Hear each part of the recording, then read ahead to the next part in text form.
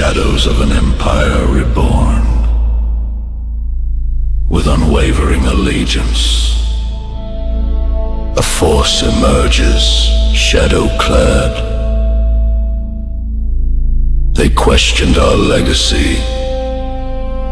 They mocked the invincible phalanx. They presumed our defeat. We are forged by the crucible of pain. I am Darth Raider. Respect is not given, it is seized.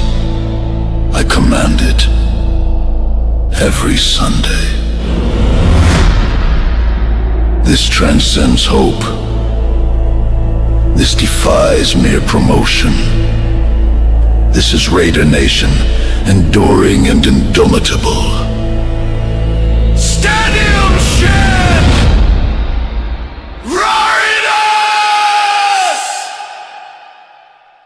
Raiders!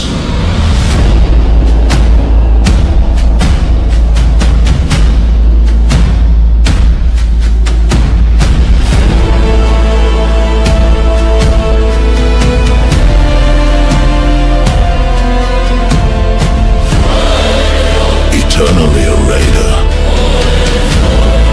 forever forged in power.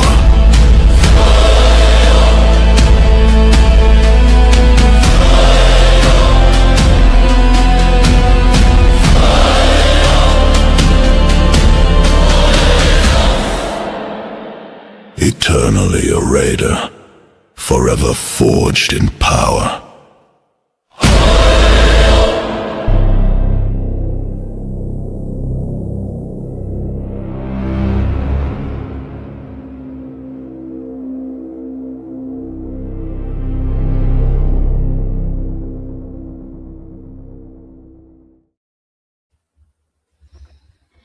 What's going on, Raider Nation? Welcome to Raider Nation Show Me Your Shield.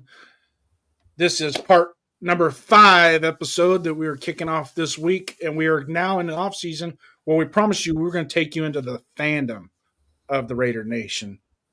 I'm Raider First Downs. This is my co-host, Donuts Duncan. Donuts, introduce yourself. Donuts Duncan here. Ready to talk some Raider fandom with you guys. Really dig in deep with a fan or two here that we got. Yeah. So we have special guests coming on with us. 2 gentlemen that are longtime Raiders. It's in their blood. It's in their DNA. They also represent us, the Raider Nation, probably the best that anybody could ever represent the Raider Nation. The 2 guests that we're going to be bringing on, special guests, and I really appreciate them joining us. They're one is a really good friend of Donuts Duncan's family, but they're our family as well. So without further ado, let me introduce you to Darth Raider. Welcome, Raider Nation, forged in greatness. Thank you, brother. And bringing up the pack is his brother, nonetheless, the Emperor of the Raider Nation, Leonard. Raider Nation, baby. Raider Nation. Welcome. Welcome, gentlemen. Hey, I myself cannot thank you guys enough for joining us, especially being that we're real new into our podcast lives here. But we're going to dive into it a little bit more. But before anything, if you guys, Duncan, if you would be so kind, and let's introduce these gentlemen, and I'm going to step back and let you guys get to work.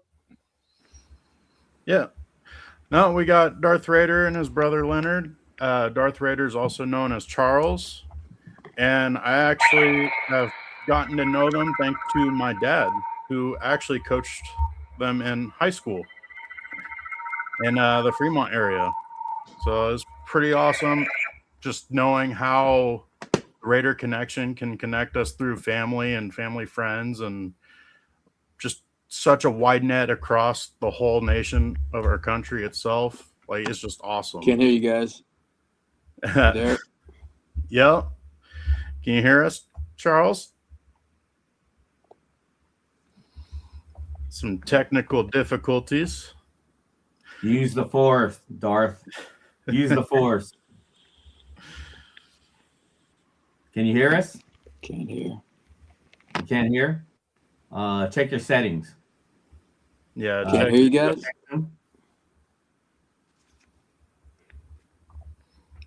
Audio. Yeah. So Leonard, Can't hear. while Charles takes care of his settings, you want to talk to us about how you became a Raider fan? Well, Anybody in here? our family, we were born a Raider fan. Cannot Charles, hear. Charles, if you hear us, do a thumbs up. But yeah, our dad, he was born in Oakland. Nope. So he was, we were born a Raiders fan. We had no choice. Not that we wouldn't want any other choice than to be a Raider fan, from Oakland. So.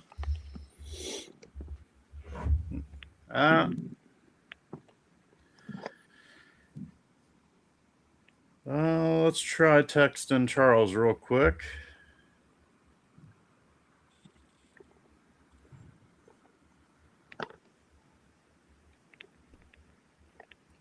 He might have interference with his earbuds going to the computer with the helmet on. Oh, okay. Do you? Let's see. Yeah. Can you guys hear me now? Yeah, we can hear you. Yeah, we can hear you. Okay, I could hear you, Leonard. Okay. Everybody else? Duncan, can you hear Duncan? Can you hear me, Okay. Leonard or Charles? No. Can you hear Cannot me? hear Duncan. Okay, I think it's doing what used to happen. Is Leonard? Can you ask Charles if he's connected through Bluetooth? Yeah. So let me go to that. Charles, you can hear me, right? Yep, I can hear you. Okay. All right. If you're connected to Bluetooth, you may want to switch that. No, Or regular mic. Regular mic and Notice- regular speakers. Yep. That might just be better than the earbuds that you have. Yeah, if you go into the settings on the StreamYard side, you should have one for if he's got earbuds on or if he's using the speaker on the computer. So if you switch those up. one trick that I did have to do early on was go into settings, then audio, and then click the test twice for the audio setting. While Darth is while he's figuring out his audio, actually your uncle was coaching as well with me. Actually, I went to school with your uncle. With my uncle? Your Uncle Jeff. Okay, yeah. Yeah. So he was a senior, I was a freshman. So Oh, yeah, and he used to drive me to school in his red Firebird. I don't know if he ever told you about his red Firebird he used to have, or maybe he had photos, family photos, but it was fun. I mean, he was a football stud, obviously, and I was just a little freshman stud. All right, Darth, can you hear us now? I could hear you, Leonard. Okay. How about okay. you? The other guys I So- can't hear. Leonard, can you have him go Don't to know settings? Yeah, go to your Go into settings. audio, Darth, go to settings on your audio. and then click test, Click test, and then click it again. and then click it again. Can Okay, you hear that- me now? Yeah. I'm guessing Charles cannot hear me. Let's see. If you go down to that little microphone, there's a little arrow, and then you click on the window that says for your audio. It might be an issue with me being off stage taking his sound with him. Yeah, every time you join and leave. Can you hear Raider first downs? I could hear the guest at first, but then when Duncan came on, that's when it went off. So I could just See, it's hear you. Duncan's got a virus. I can't hear the other No, guys. it's every time you leave, Jason. Nobody but you. Give me a thumbs up if you can hear me. Bluetooth is off. Mic is on. We tested mics. Can you hear anybody else? Just you. Me. Wow. Jason, don't leave again. There's a Leonard, disturbance in the force. can you have Charles do the test again? We tested this just just yesterday though. Well, if you want, Duncan, I can ask the questions. If you give me the questions, I'll ask them so that way, obviously we're repeating it, but at least we get him to talk about it. Yeah. All right. How did the persona of Darth Raider first come to life? How did the persona of Darth Raider first come to life? A long time ago in a galaxy far, far away. 95, we started, actually the Raiders came back to Oakland. But before that, preceding that, in the 70s, there was a guy named Mike that took on persona of the Darth Raider. And he did it as soon as the movie came out, obviously. LA, I think there was somebody, but it was kind of, I think he created the website of Darth Raider, but I never really heard from him again. 95, I looked around, I couldn't find anybody, so I said, hey, I guess this is Persona's mine. And the rest is history from 95. Eventually, as you know, Leonard, we met up with the original Darth. He came to the Dark Side tailgate. Leonard will expand more on where the Dark Side tailgate came from. And he gave me his approval. I haven't heard from him since. It's been quite a while. I got his email, and that's about it. But yeah, I'm continuing his legacy from the original Darth in the 70s till now. A good 30 years later, still doing it from 95. And yeah, I've ventured off to Vegas, and yeah, the rest is history. And obviously, with Leonard saying you're both born into the Raider fandom, can you expand on like what makes Raider Nation and the fans so great? So us born into the Raider Nation, Darth, can you expand on what makes the Raider Nation so great? Well, look at us, man. It's definitely a different culture, man. Just a few weeks ago, a woman named Tara wanted to get married on the field. And that just shows you the most uniqueness of the Raider Nation. Granted, there's not many fans that kind of do this thing between me, you, Gorilla, Violator, Power. There's so many that just keep the aura alive, and it's not for just a few years. It's forever. My persona itself has been, alive for more than 30 years plus. I guess since the 70s, since the original Darth. So it's not going anywhere. There's still going to be passionate fans. There's a guy that just broke the record, Brian Fowler. I don't know if you all know that set a world record, not just a states record, a world record of attending games in a valid time. So that's the kind of passion that we kind of go for. I don't really know anybody else that's, actually capable of doing that. And the fact that, we just keep going on, man, it's been so long when you have such a unique history of the greatness of, we've seen it all, we've done it all. We just got to get back to it, And across the NFL, the Raiders fandom kind of has more of a darker, more relentless imagery and just intensity. Leonard, you think, do you have any like examples or stories you could tell that can kind of exemplify like why the Raiders are so intense? Yeah. So the Raider Nation, I mean, it stems from Al Davis, and I mean, he was the one. He's the reason why the NFL is what it is today. He actually said, "I don't care what you look like. You can, wear whatever or be whatever." I remember back then, like the NFL was very clean cut. You saw everybody else, but he didn't care. He didn't care what you look like. And, the Raiders were, wearing leather jackets. They were partying the night before the games, and I mean, we've heard stories from Jim Otto, which was pretty awesome. It's like, oh my God, how do these guys like just dominate? Because they just didn't care. It wasn't like this cookie cutter persona. And that's like the reason why the Raider Nation is what it is, because they were always the underdog, but they just dominated the league so much that it was amazing just to watch them just go out in the field and do their thing. And, I think the fans just, really carried on from that. I mean, going to Oakland, you guys have been there for Oakland, and, you go in the parking lot and you just see so many different cultures, coming in and they didn't matter. It's like Raider Nation it's like a brotherhood of love and, just representing, it's just like, that's what a Raider fan is. Raider fan is, just a passionate, the grit, who cares what the NFL is going to tell you, who you are. It's just like, I'm just going to go out and do my thing and be dominant. That's awesome.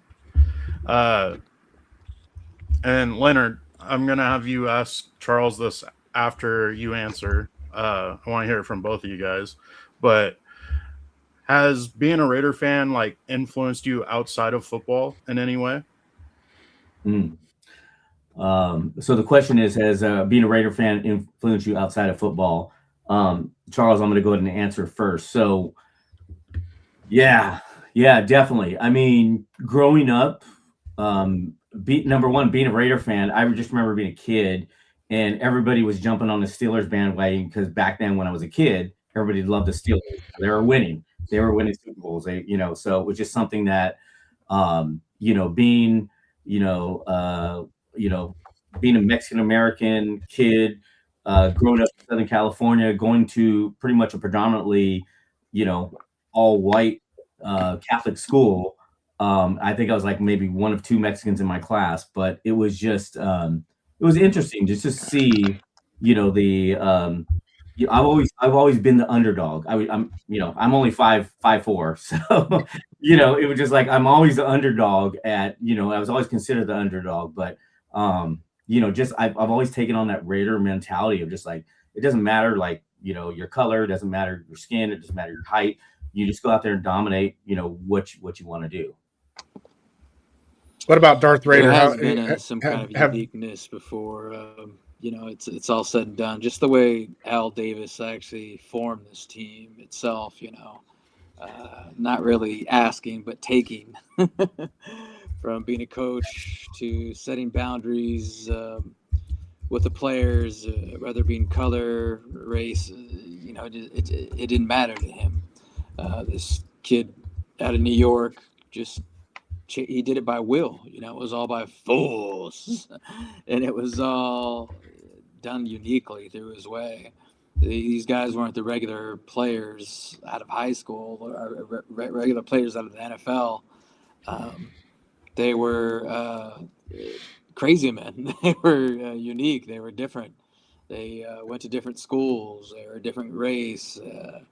They're a little bit rougher on the edges, and you could just see that over and over again. It was always unique, and the players still try to personify. I think back in the day too, the players didn't really know. I mean, the culture's been so long ago, but I from what I heard is they show them videos of how it used to be, and what it means to be a Raider. And once you are a Raider, there's that saying of once a Raider, always a Raider. So it's long lasting, and it won't go away anytime soon. Yeah. Real quick, because this is a fan driven show, we want to recognize the chat. Jason, you want to go down the list? And so to our guest Leonard, and if you can relate to Darth Raider, we're going to go through some of our chat, recognize some of our regulars and whatnot that are in here. If you could do us a favor and just give a shout out and a salute to them. A lot of these guys are very familiar with you. Sacktown Mike's in the house right now with us. He's an OG Raider fan, season ticket holder in the black hole. I want to shout out to Sacktown Mike. Yes. We have Darth, can you hear me? Yep. Okay, yeah. So if you go to the comments section, we just want to recognize and shout out to our fans that are there. Sacktown Mike, he's the dark side, one of our dark side guys. I'm sorry, Black Hole. Sorry, and then we have Kenny as well. We want a big shout out to him as well. So if you go to your comments, Charles, you can see the comments that they're making. So we want to recognize them. Thank you guys. Hey, thank you guys for being on. I appreciate that. And any questions you have about like the dark side and our stuff, feel free to put it in the comments. I love the Kenny, your the QB must go down and go down hard. That was like always one of my favorite. Yeah. Hell This gentleman yes. here, 805 Raiders, another content creator, very large We salute you following. guys. He's based out of Las Vegas.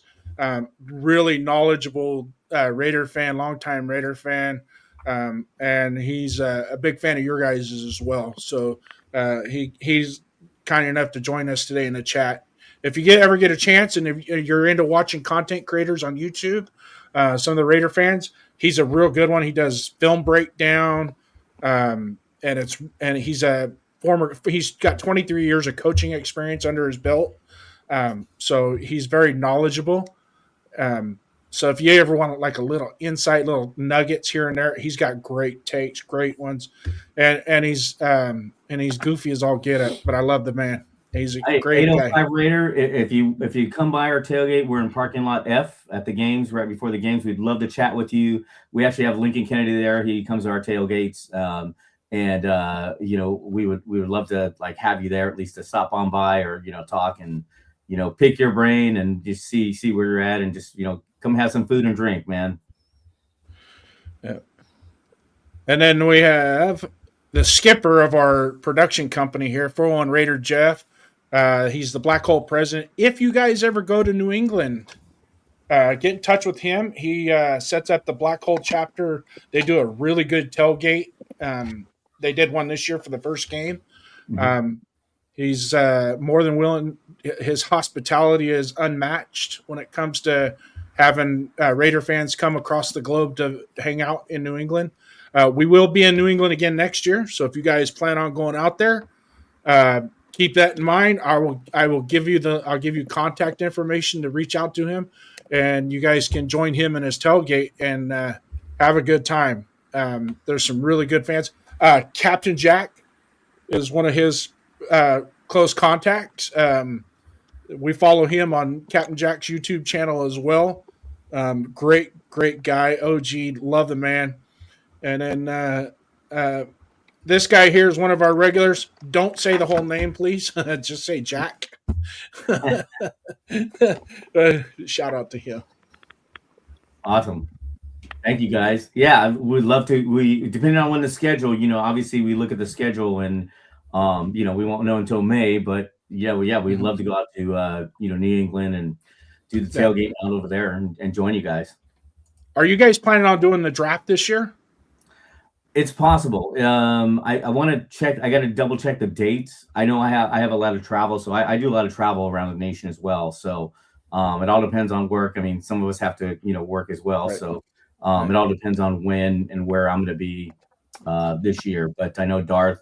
The same thing with work with him as well. We would love to be there. I mean, it's going to be a big draft. We got the number 1 pick, so a good chance we'll be there. And shout out to Severe Raider, another content creator on YouTube. Another content, yes. This is my guy right here. Yeah. You ever get a chance to check him out? He does a 50-50 show with Pharaoh, which is really good. I believe on Sunday nights is when they do it, usually after the game. I don't know about you guys, but once the game's over, I like to dig into the post-game shows, man, and start watching. And just it seems like from Sunday till Wednesday, I'm just digesting everything. And then Wednesday afternoon, I kind of take a break a little bit. And then Thursday, it's like they kick off Thursday Night Football. But if you can get a shout out to them, to Severe Raider. Nice.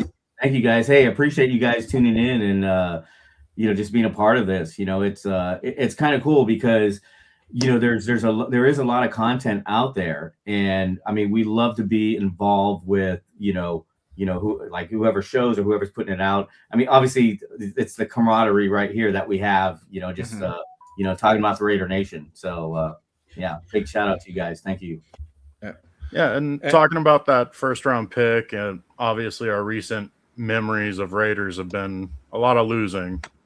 How do you guys process after a devastating loss? So Charles, the question is, I'm sorry, say that one more time, Duncan. So with Raider Nation not being very successful in recent memory, how do you guys process the losses, especially after a devastating one? So Darth, with the Raiders, with the recent losses that we've had and stuff, how do we process through, what's going to happen to the Raider Nation? Been there, done that. Jamarcus Russell, if you guys remember, I'm sure you do, was the worst of the worst of the worst. There's comparison this year, but if you look at the stats, and if you guys remember, like I do, it was Monday night against the Saints. Aaron Brooks, I think, was the quarterback that eventually led up to the starting of Jamarcus, and we had a bed and breakfast offense commandeered by Art Shell and his OC, which I forget. And it was so basic. The plays were basic. The players were basic. It was the most vanilla of the vanilla. Granted, you have a good argument this year with Geno. Receivers that can't get open, an offensive line that can't block, a defense that can't hold anybody, couldn't stop much. But we had flashes of greatness. There are some key players. I mind people. There's the negative talk. Just the Raiders just gonna screw up the draft anyways. Not true. Just a few years ago, it was Brock Bowers. Ashton Genty has some promise. Max Crosby is still there. We're getting some good players. We got some little pieces, but you just have to have faith, like we always have for decades at end. It was just a few years ago. Me and Leonard were freezing our ass off in Cincinnati when they made the playoffs. And to me, it wasn't that long ago. I mean, it's for others it was eternity, but I remember that. Me and Leonard had some whiskey to keep warm, but I just felt blessed that we actually got there with Derek Carr, no less. And it was just a good situation to be. So it's really things turn around so quickly in the NFL that you just you can't tell. You got Bo Nix with the Broncos. They're fairly new. You have Chicago that just came up with the corner that we wanted with Ben Johnson. It changes around like that. So you just got to have faith. You have to have faith in the draft, and you got to have faith in the people that are actually putting behind the picks. But I guess that's our job too, to promote who we want. And right now, I could hear the whole nation. It's going to be a riot if we don't pick that guy, Fernando. Yeah. Yeah, exactly. And to piggyback off of Darth, it's like we had that Jamarcus Russell, who we thought was going to be our savior, and so it's kind of that cautious of picking Mendoza. And at first I was kind of hesitant. Obviously, I watched his last game, and he kicked ass. And I was like, okay, we got to pick him. But we need that leadership. We need that strong. We need that strong coach to have that winning mentality. Because I've been watching some tape, just previous Raiders tape, and that's just one thing that we that made us successful in the past was just having that winning mentality. Now we're in Vegas, so there's many, those of you guys who've been to Vegas, you're like, oh, I'm going to go to this show. I'm going to go see Santana. I'm going to go to Sphere. I'm going to go here. But it's just there's so many distractions. And I think maybe our players are distracted, and maybe that's why, or not all of them, but, most of them are probably distracted. And maybe that's why we're not on the field executing like we should. But we need a strong leader. We need a strong coach. Thank God for Max Crosby and Bowers, to put us in there. I think Mendoza, has the right attitude to have that winning mentality. But we got to change our culture, because I think we've kind of lost ourselves.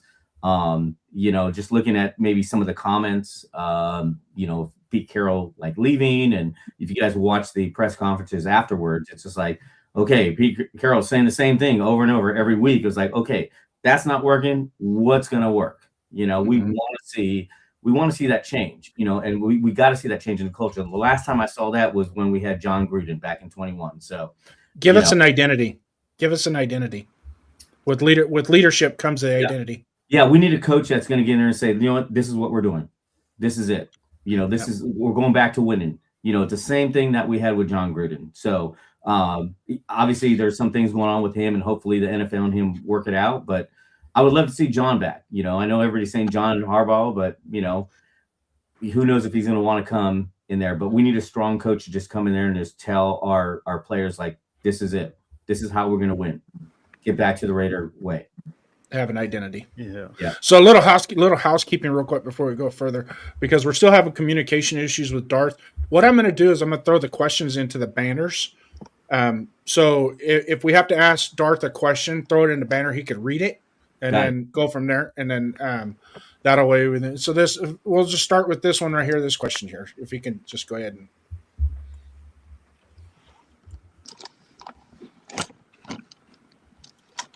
Can he read? Can you see that? Darth, can you see that down below? Just look down below. Do you see if you can answer that question, Darth? Hard to read in this damn thing, but do my best here. Why do you believe Raider Nation travels better and louder than any other fan base in sport? Oh, come on, man. Just look at the history. The history of that's why they call it Raider Nation. Just ask LA SoFi. And before that it was San Diego. You know, they're crummy ass fans. They didn't show, so we had to represent, and it just turned the whole stadium upside down. And it's just not only other place, you know, you got to New York, they got a New York chapter, they got a Texas chapter, et cetera, et cetera. It just keeps going. It's because of our identity that we built so many years ago. And I kind of think it really gathered around when kind of like our second era of Oakland in 95, because, you know, it was a little bit cheaper back in the day, but, you know, we had a good team and they're dedicated. I think of those early 2000s of how it used to be. It seemed like a little bit longer than, you know, visually seen, but it was a great thing. And I think the NFL was back because so many people enjoyed, you know, us whooping ass again. It may have took so long, but man, was it worth it, man. And I remember it like it was yesterday. Rich Gannon and Timmy and Rice and Romanowski just taking souls.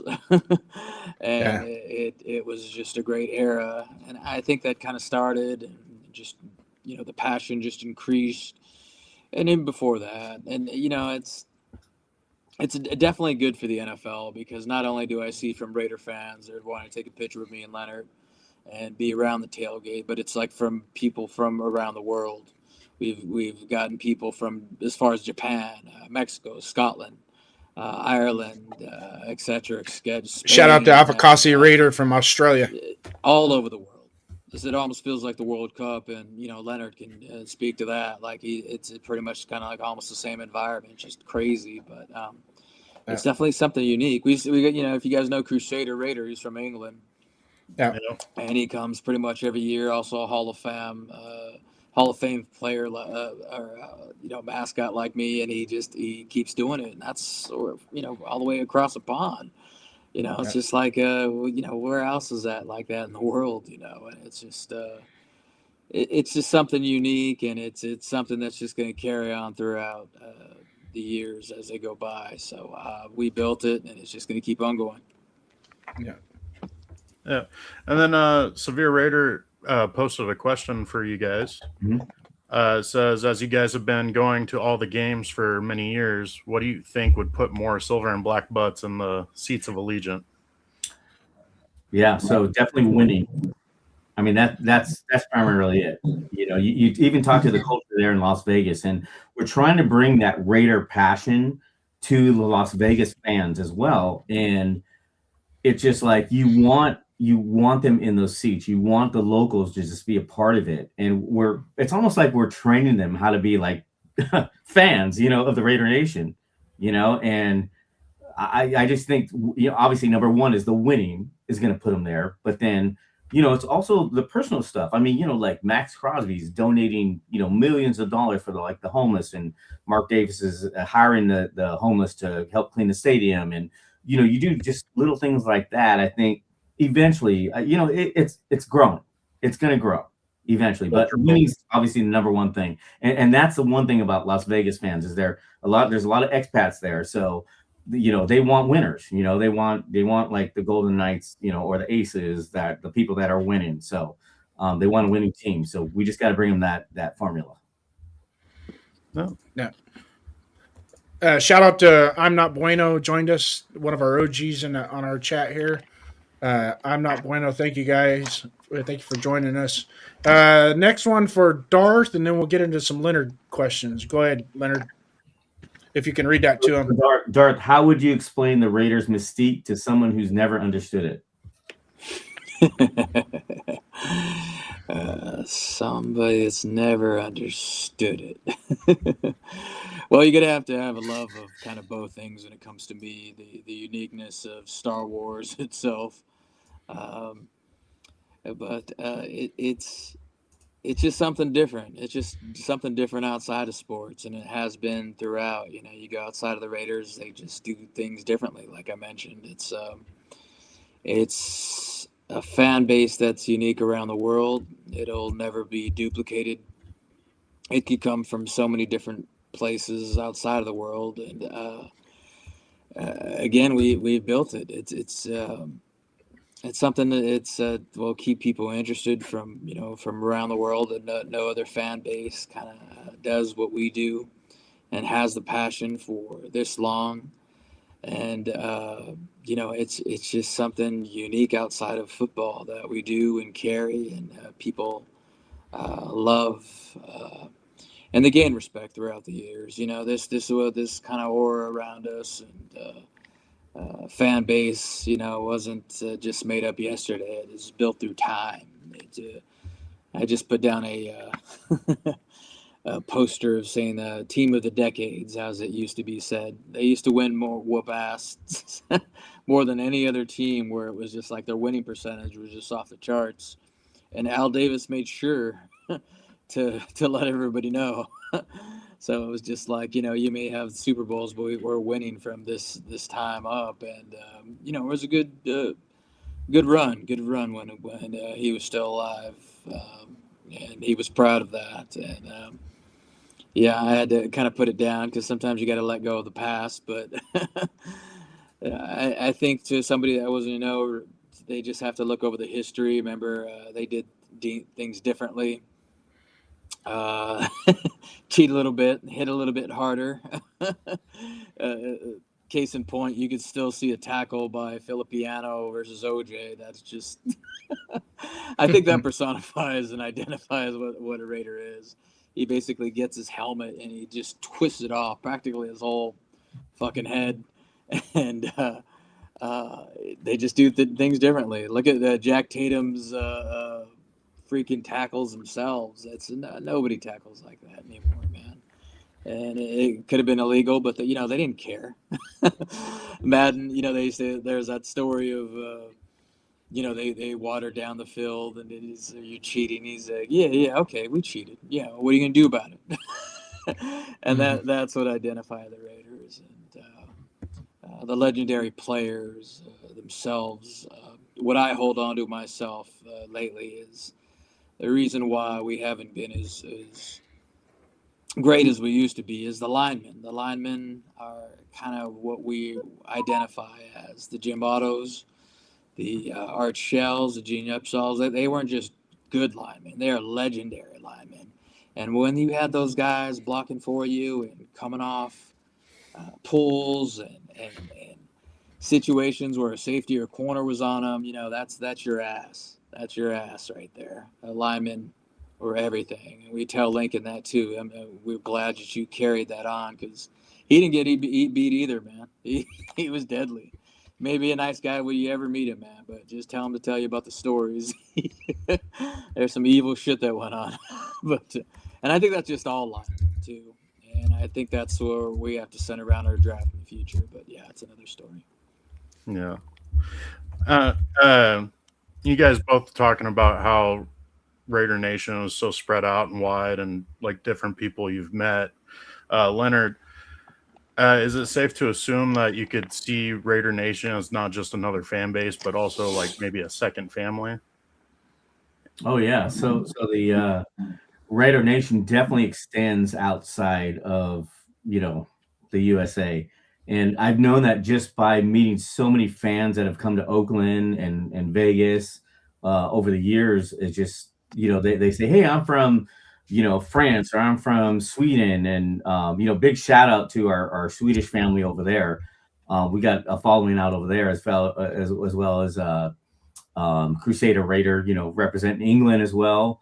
But met so many different fans from around the world, and it's amazing. I think my first indication how Raider Nation was so great was I was in France in '98 for the World Cup, and I'm just looking out my window. I have my Raider cap on, and I hear Raiders, and I'm like, where did that come from? I was like, I'm here for the World Cup, and I'm hearing Raiders calls, it was awesome. I was like, oh my god, it's so great, But yeah, it's it's just amazing just to have like that affirmation of like these fans coming from all around the world, not only just like the USA. Like, we have our chapter up there in Boston and or Rhode Island, and our chapters all around the country. It's just, I think I was even in Austin. I was there working, and the Raiders were playing the Broncos. That was a game we lost 10-7, that close game where we should have won that game. But it was just like I was there for at the Austin chapter. But it's just amazing, like how it just feels like family. It feels like family when you're there around Raider fans from around the country and around the world. We're all family, and that's like one of the greatest feelings to have as a Raider fan. Hey, I'm gonna real quick. Some of the guys in the chat. James Purple, one of our guys, he's joined us. Frank Weber, salute guys. If you guys can give them a shout out here, I'm not bueno. Frank Weber is in the house. Thanks, Frank. Welcome, Frank. We got Frank. Robert. We got Robert. Robert Pena is in What the up, house. Robert? Dockside. And then the ultimate James Furpo. We always have to do this for James because it's just natural. Raiders! Love it.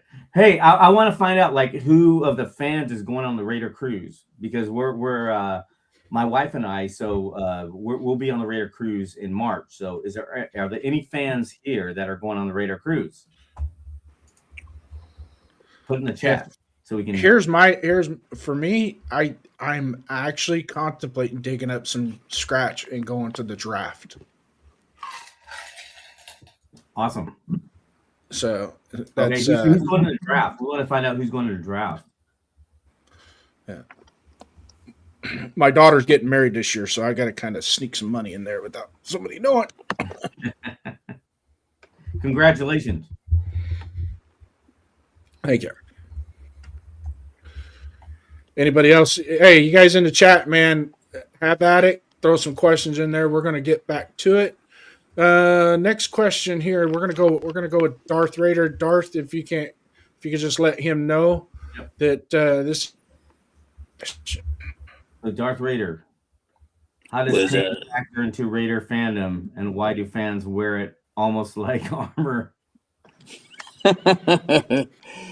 Well, hey man, you got to be tough around these parts. You don't never know what's going to be thrown at you.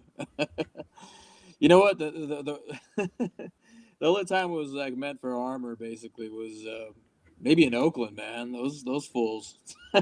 You're talking 95 when fandom was probably the craziest because they were just so happy to get the team back from LA. I mean, they had people just hit me on the back of the head like, "Let's go, Darth fucking Raiders!" Bah! And I was just like, "Where's this fool?" It was a different time. There's some kind of idiots in Vegas here and there. I mean, Leonard had to take care of it. I thought maybe this is the time I have to whoop some ass, but luckily he backed down. So, but yeah, mostly for the most part, people are cool. With the exception of sometimes even players. I'll remember me and Kelsey just going back and forth, Junior Seau, giving the finger, just fucking the wrestling, just, suck it kind of stuff, and, just jawing.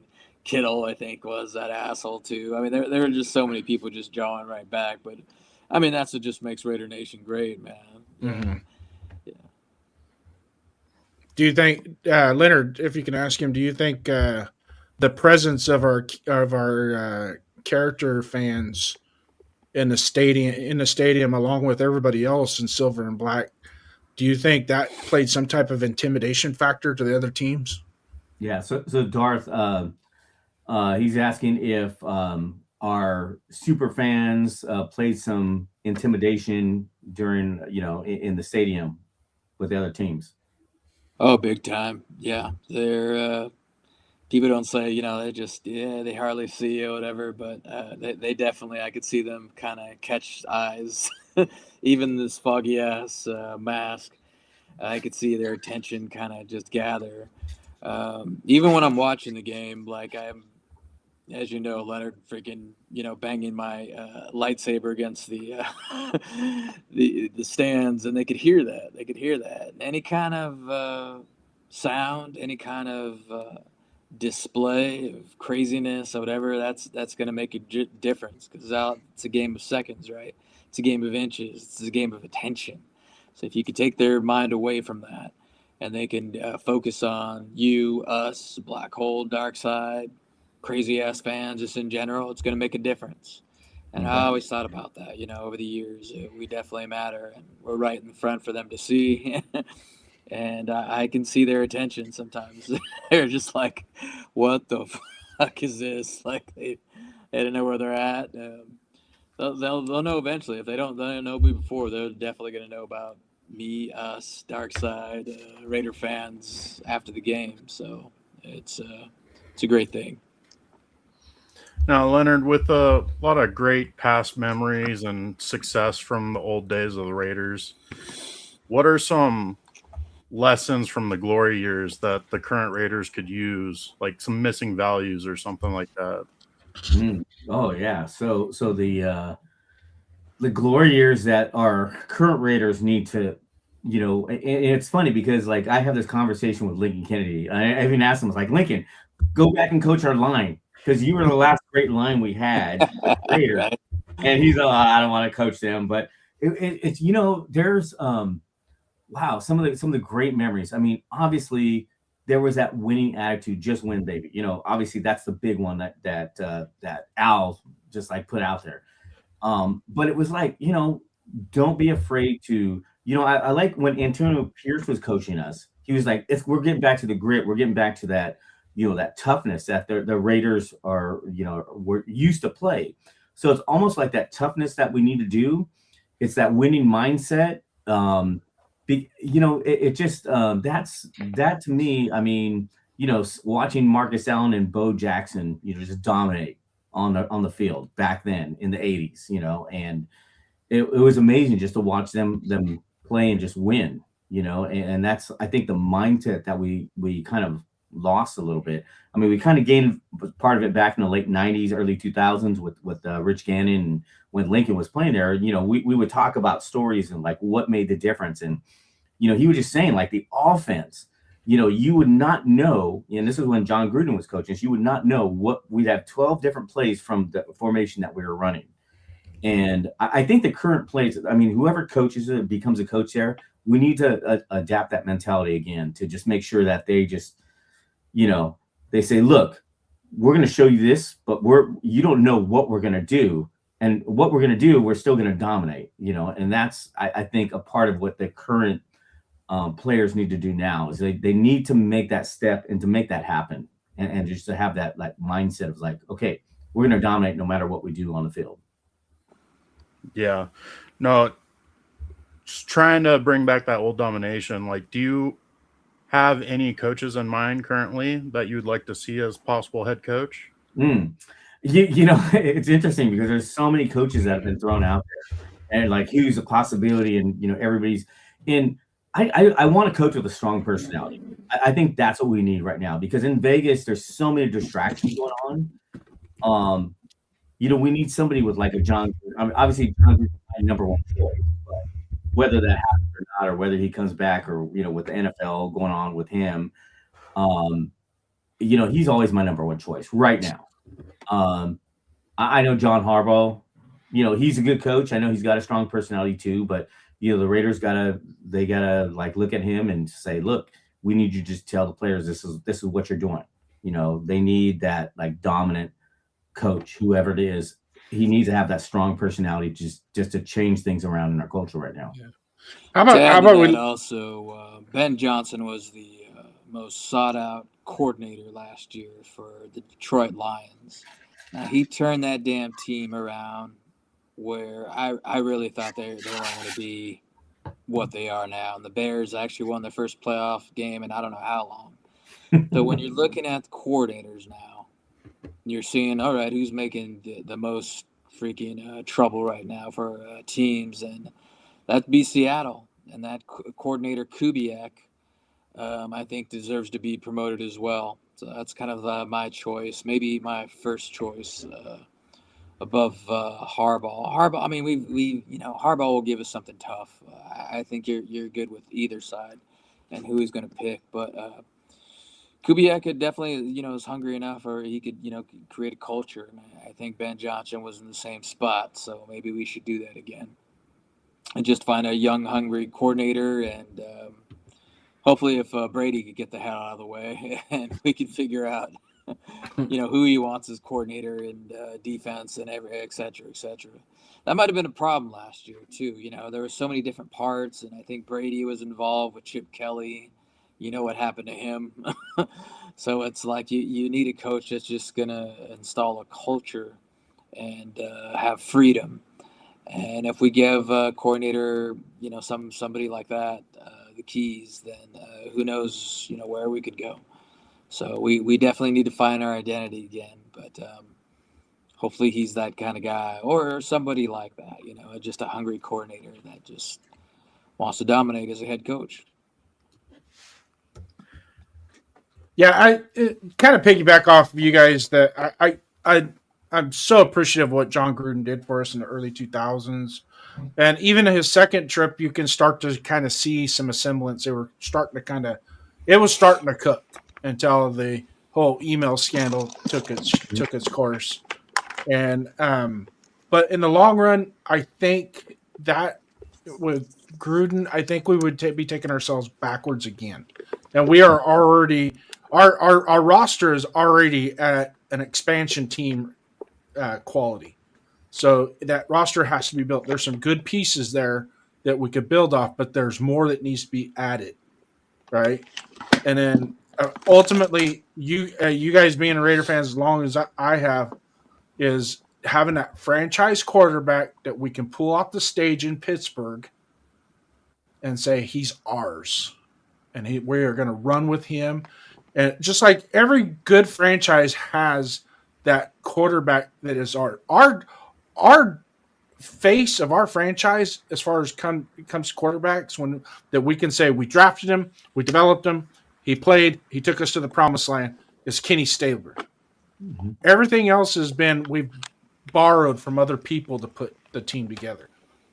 But I think now we deserve that quarterback that from day one we can call our own. So we'll get a couple more questions here. I got them in the banners. If you want to rock with it there, Mr.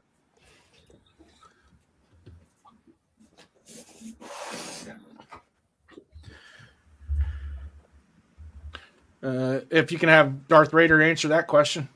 Oop. Took it off the screen too soon. There we go. All right, Darth, can you answer this question here? What's up? Could you answer this question? What does the image of the old black hole inspire or haunt the Raider Nation? Oh, always inspire, man. Those guys were the most passionate, man. Along with the dark side, those guys, it was scary in Oakland, man. You didn't want to go in that section wearing that a different jersey. They might throw you off, throw you onto the field. I heard stories of fights. I've seen fights, just in Yeah. general. Even in our heads on the dark side, it was just a different brand of fan in Oakland, man.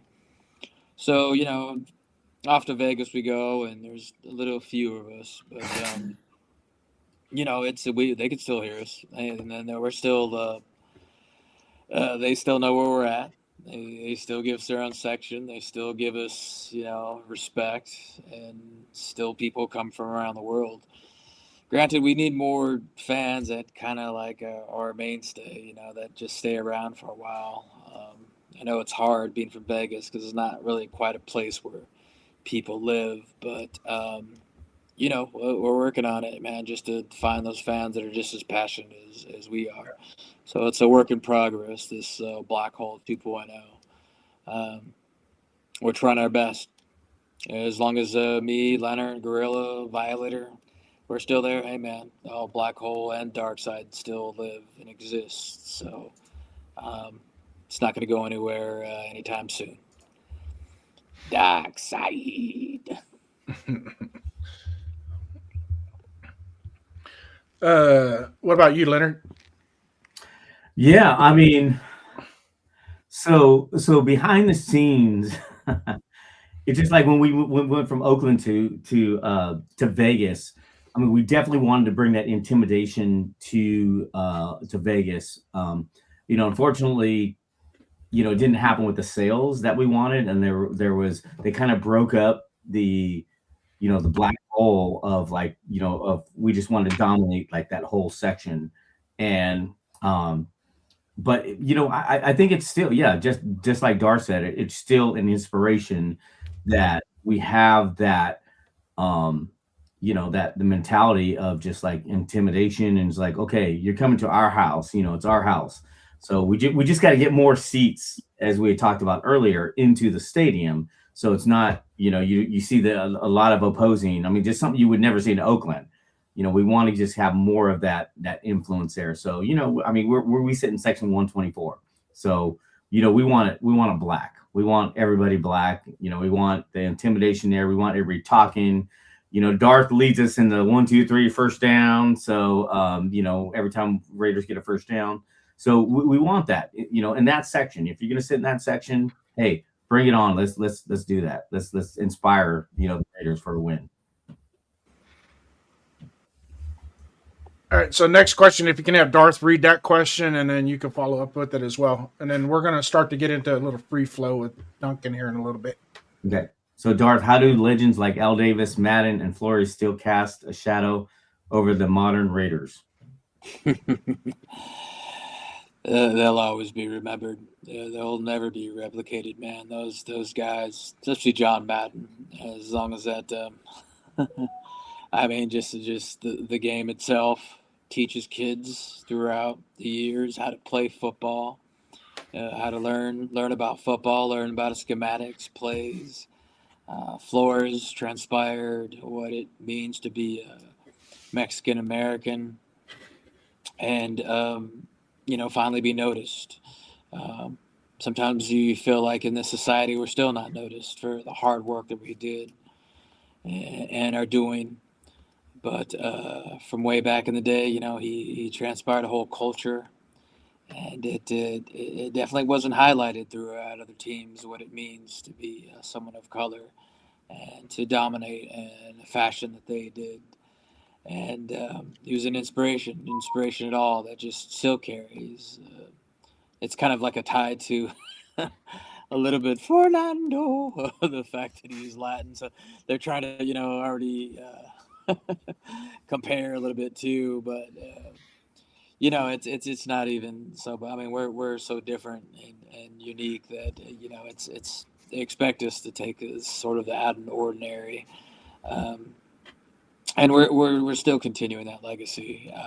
We'll always think outside the box while somebody else is thinking the standard way of doing things.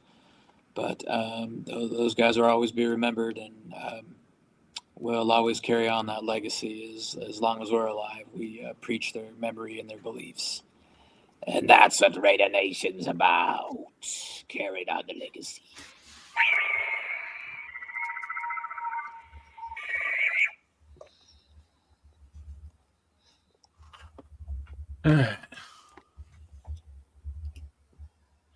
So how do this is going to be for both of you guys now. We're going to go transition into the cross interview here. How did the Raiders rebuild their identity in today's NFL without losing their edge? And Duncan, if you can check private chat real quick. Yep. Yeah, so Darth, the question is, how do the Raiders rebuild their identity in today's NFL without losing their edge? Offensive line, offensive line, offensive line. We need some guys that can take souls, man. You see power running back in the days. You have to build through the trenches. You have to look at the linemen that actually can make a difference. The reason why we were so bad last year, you look at 3 offensive linemen that were gone, including Jax Powers, a guy that we drafted. Colt Miller, was missing. Meredith. It seemed like the whole line was practically out by the end of the season. Granted, Gino did, fuck up in some instances as well, as you reminded me, Leonard. But and the whole Raider Nation. But it starts. You gotta build with the trenches, man. It's totally key to me, just to see what other teams are doing, and it's. I mean, it's just the Niners. I know all you guys wanted to Philadelphia, including me. But you look at the line, man. I mean, Trent Williams is, they were losing without him, and sure enough, a tackle was there. They started winning, and he's rough, and you need that kind of toughness as well. I go as far, just Colton would have made a difference. Jax Powers could have made a difference, and after this quarterback situation is felt. You have to really build them. Ashton Genty himself is, he had a record 1,300 yards for, all scrimmage yards. Just imagine what we could do with, some good linemen, some freaking, guys could really seal the deal and push those D linemen like they're on roller skates. It was apparent and visible back in the day, and it could be done again. It could be done again. You just need help. You need help immediately. So Ashton can get through some holes. Our quarterback can get some time, and build from there. That's where it starts, man. It's build through the trenches, offensive line. Yeah, I have to agree with Darth. That's one thing. I was watching the Seattle Niners game, the last one they played. And we saw the guards pulling back in, it was Seattle line pulling. And that's just like one thing the last Raiders that played with Lincoln Kennedy around that time, Adam True came by our tailgate as well. We were talking about what made our line so great back then. And we had those pulling guards. I mean, and you saw that. Seattle dominate with their line by doing that as well. Is we definitely need to. I think we just need to start pulling again. We need that dominance in the line, and that's going to make the difference. It's going to make the difference in our blocking. It's going to make a difference in our run, especially our running game with Ashton. I think if we have a good, solid offensive line, he's going to have record-breaking seasons. Yeah, completely agree. Offensive line makes everything. Even in the second half of Antonio Pierce's last year, when we changed offensive coaching staffs, we started going more back to that power run game. Yeah. It just allowed our offensive line, even though they weren't the greatest, it allowed them to be aggressive and just get after people. This new wave of zone blocking to make it look like you're passing the ball or running the ball. Just, I don't know. It seems like it takes the edge off the offense. Yeah.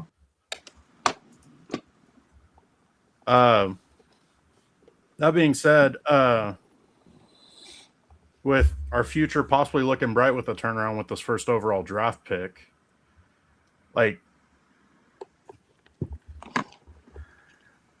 not only the players playing well, but the culture of that locker room, it always seems like it's missing something.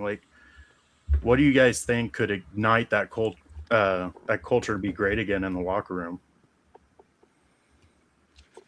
Okay, could you post that up so I can read it to Darth? Because yeah. So what do you think the culture is going to be like? What is culture just as important as quarterback to play for this franchise? When you look at the 5 years ahead, what must be true for the Raider Nation to believe again? Definitely the identity, what everybody sees. When I preach offensive linemen, they want to hear about quarterback. I know what Raider Nation wants, and I know what they're singing about. I know what they're wishing for, and it's Fernando. But I just hope the higher ups are listening. I think you almost need to assess like more even too, like a defensive wise. Our defense isn't the best. Corners can be upgraded. Linebackers looks like we're okay with Devin White having a good year. But scheme wise, but there has to be a mentality of just toughness. And like I said, besides the line, it's just everybody has to do their part. An upgrade in receivers as well, who really aren't really mentioned a lot. And I kind of wonder, what I would defend Gino. That's sort of my job to sort of, be the super fan. But it wasn't like not too long ago. Gino had 10 wins with the Seattle Seahawk, and you ask why? How did it change so drastically? Well, receivers. He had Jigba, and he's had Lockett, and he had DK Metcalf. So that could actually make a quarterback as well. Granted, let's say we do get somebody of Fernando or a veteran this caliber. Who's going to throw to besides Brock? You need to upgrade a receiver as well. Usually that goes hand in hand, But what comes first? I think again you got to build in the trenches to give him time. Then you look for that receiver, and it's a high priority, man. I mean, let's be honest. There's a lot of holes to fix, but it can be managed. It can be managed with the right placement and taking priority by priority and building within. Again, Chicago just changed just like that with a different coordination and just a few things here and there. But he's just, Caleb Williams is a young sophomore quarterback is whooping ass with a couple tight ends, a receiver here or two, and, Swift, a good running back. And, it's just the foundation. I mean, we kind of got that, a little bit. We have a little bit of that. We have stars in certain places with Ashton and Brock. It's just fill it out with some linemen, a receiver here or two, maybe a veteran. There's even a center out of Baltimore I was looking at. That's actually he's going to be a free agent. So you also have to look at, what if Raider Nation, by any means, they're talking about quarterbacks here and there, like leave it Burrow and Lamar. I was like, is that possible? So, I mean, it really makes you have to think about that. If we actually get one of those guys, then what's the draft pick going to be? So we'll see. A lot of things to figure out, but I'm sure there's many opinions coming. But make sure to listen to them all, Raider Nation. Just don't see Fernando and dance in the streets. As a whole team to fill. Yeah. What say you, Leonard? Yeah, so I definitely need that leadership, and I mean, looking at Fernando, I mean, he's probably the obvious choice for the first round, and we do need that franchise quarterback, and it seems as if he has that leadership, with his team, and and I see that is like the main thing to turn around our team is, we need that leadership. Obviously, we need that leadership with our coach, but then we also need our leadership with our quarterback. And it's something we didn't get with Gino. Obviously him flipping off fans or, just like not even high-fiving fans when they're coming out. I mean, it just, you didn't see that leadership or that like strong mental, like, hey, I'm here in the grit with all of you guys, with my team, with my fans. I think, and granted, hopefully Mendoza, I don't believe he's anything like Jamarcus, I'm hoping that, but it just really lead us. And, and he shows that leadership with Indiana right now. So if he brings that leadership skills onto our, into our culture, I think, him with Brock and with Genty. Matt, and Genty, and I think it's a solid, it could be a solid, like a turnaround for what we need. Now, with this big turnaround, obviously a new coaching staff, possibly Mendoza, hopefully Mendoza. How patient should us Raider fans be to give them time? And when does it come to a line in the sand where, okay, now patience is over? Yeah. So the patience with the fans, I mean, obviously we've been waiting since 83. So that was our last. And Raider fans are probably the most loyal. Yeah, we've been through all these coaches, we've been through all these changes. And I think we just, we got to stick it out. We got to wait till the next coach come. And I mean, obviously we give it another. I mean, I thought Pete Carroll was going to probably last maybe at least 2 years, but I kind of agree with the current with Vitek, and it's like, yeah, you know what, you see. I look at like how they react after the game. It's just like, okay, what changes are being made, and there were not really that many changes. I mean, Carroll wanted to stay with Gino after the fact, after we lost, and there was no changes. So it's like we got to have those. We got to have those changes. We need a coach. We need that culture of like, okay, if this is not going to work, let's do something else. At least you're trying something else. I mean, there's a lot of players we drafted that we didn't even use, or we didn't use during the season, or I mean, I like I said, I would like to see. I mean, obviously, if you're a Raider fan for life, you're gonna. It's like with anything, you're gonna go through the good, the bad.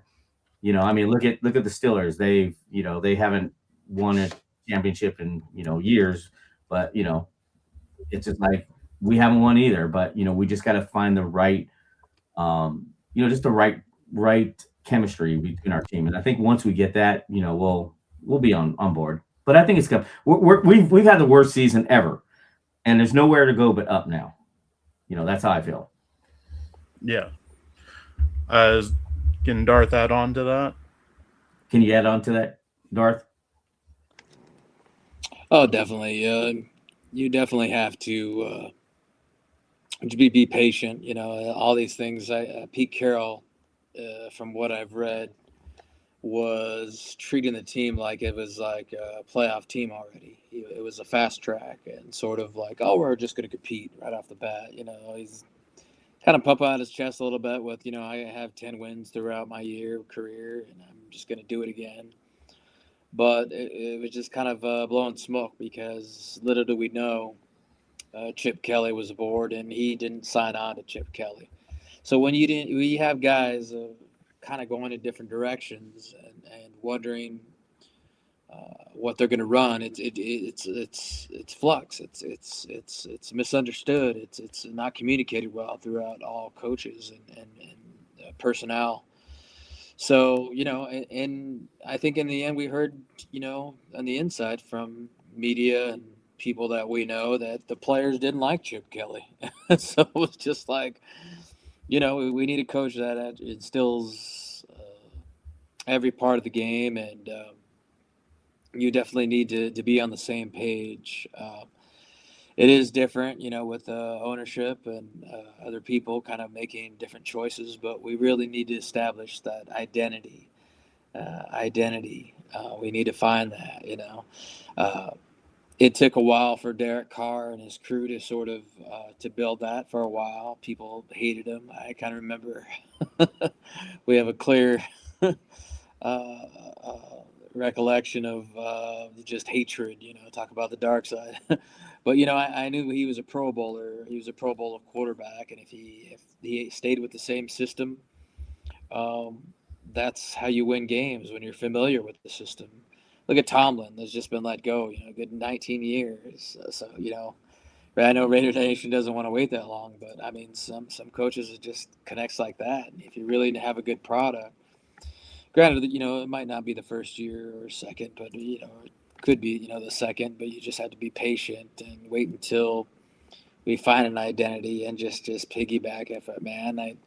Right now it's just kind of Ashton and Brock and Max and those players that are part of that identity so far, but we just got to help them out, man, with a good quarterback, maybe some more defenders, a corner here and there, to establish what Raider Nation and the Raiders used to be.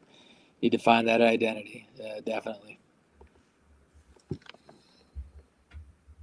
Yeah. And over the years, I mean, it seems like the NFL's always kind of had it out for the Raiders. I mean, it seems like for the longest time there, even before I was born, NFL always seemed to change rules because of how the Raiders played. Like the Raiders were the trendsetters, Mhm. and it's been a long time since the Raiders were there. What's one like definite jump that we can use in order to get back to those haymaker days? Yeah. Wow. Yeah. I mean, I've noticed that. I mean, ever since Al Davis sued the NFL back in the '80s, for moving to LA. Yeah, that was, I definitely saw that too, Duncan. It was just like, well, I don't know if you were even born around the '80s or maybe you're not. 93. Okay, yeah, so you didn't see it beforehand. It's like, Jason and I, we've seen it. It was like we saw that, the calls, like all these people were like, where the hell are these calls coming from? And I get it. Nobody liked, what Al Davis did back then.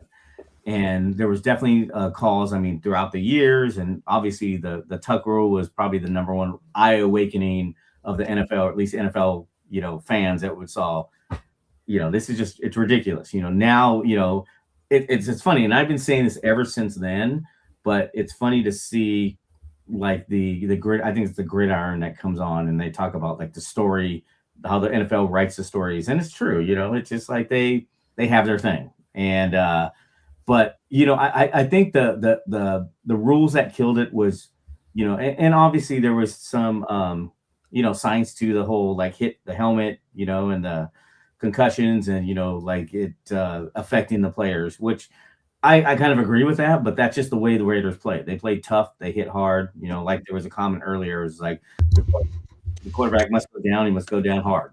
It's just like football is not really football anymore. It like what we used to, like what we played. If you played and I played, and you hit, and I'm pretty sure I had a couple concussions as well when I played. But it's just like that's what's changed. Again, the game is more about just scoring, passing. I mean, you look at the players now; they hardly wear any pads, like underneath. There's like no knee pads, no thigh pads.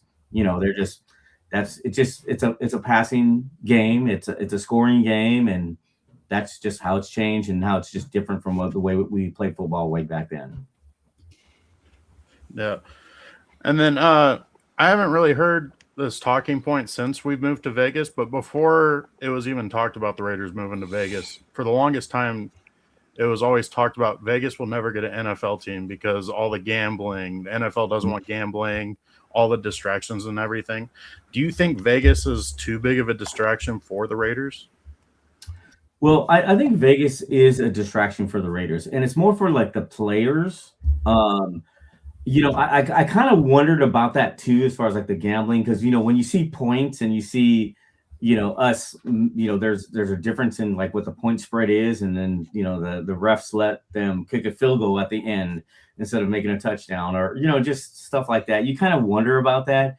I mean, it's something that we probably can never prove, but I'm sure there's some sort of like side betting going on or something. And, you hate to see, obviously, I never wanted the Raiders to lose any games. I know, the last, 3 weeks, 4 weeks, I've even heard Raider fans saying, yeah, we want to lose because we want the number one pick. I'm like, no, I want to win.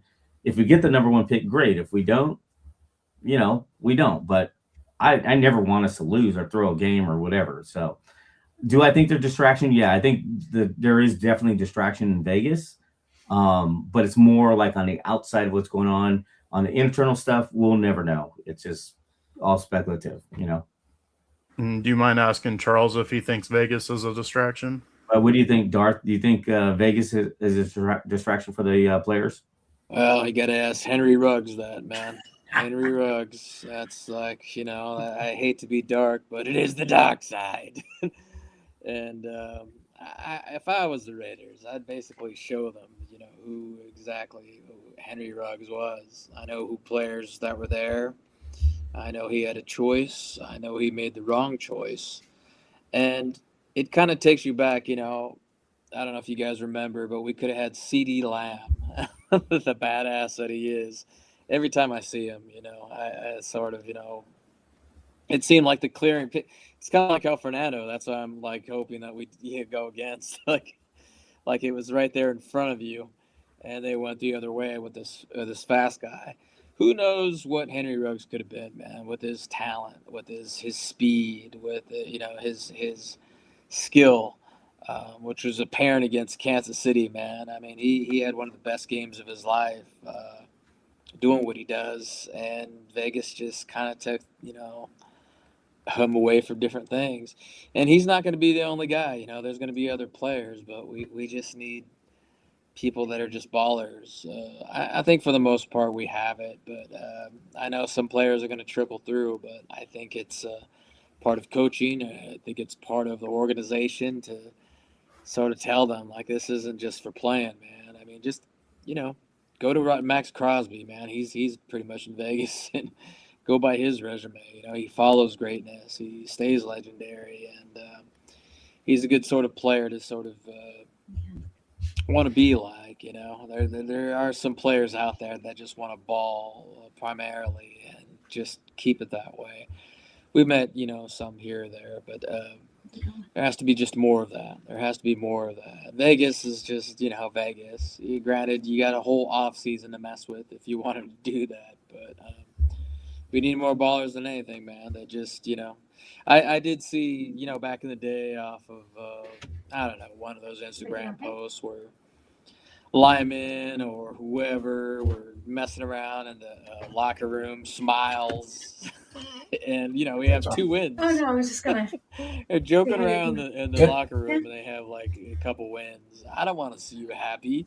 I don't want to see you, messing around playing tag with each other, what have you. That's basically why Pete Carroll didn't. I think it was in particular Caleb Williams and Charles Graham, the linemen that we wanted to see.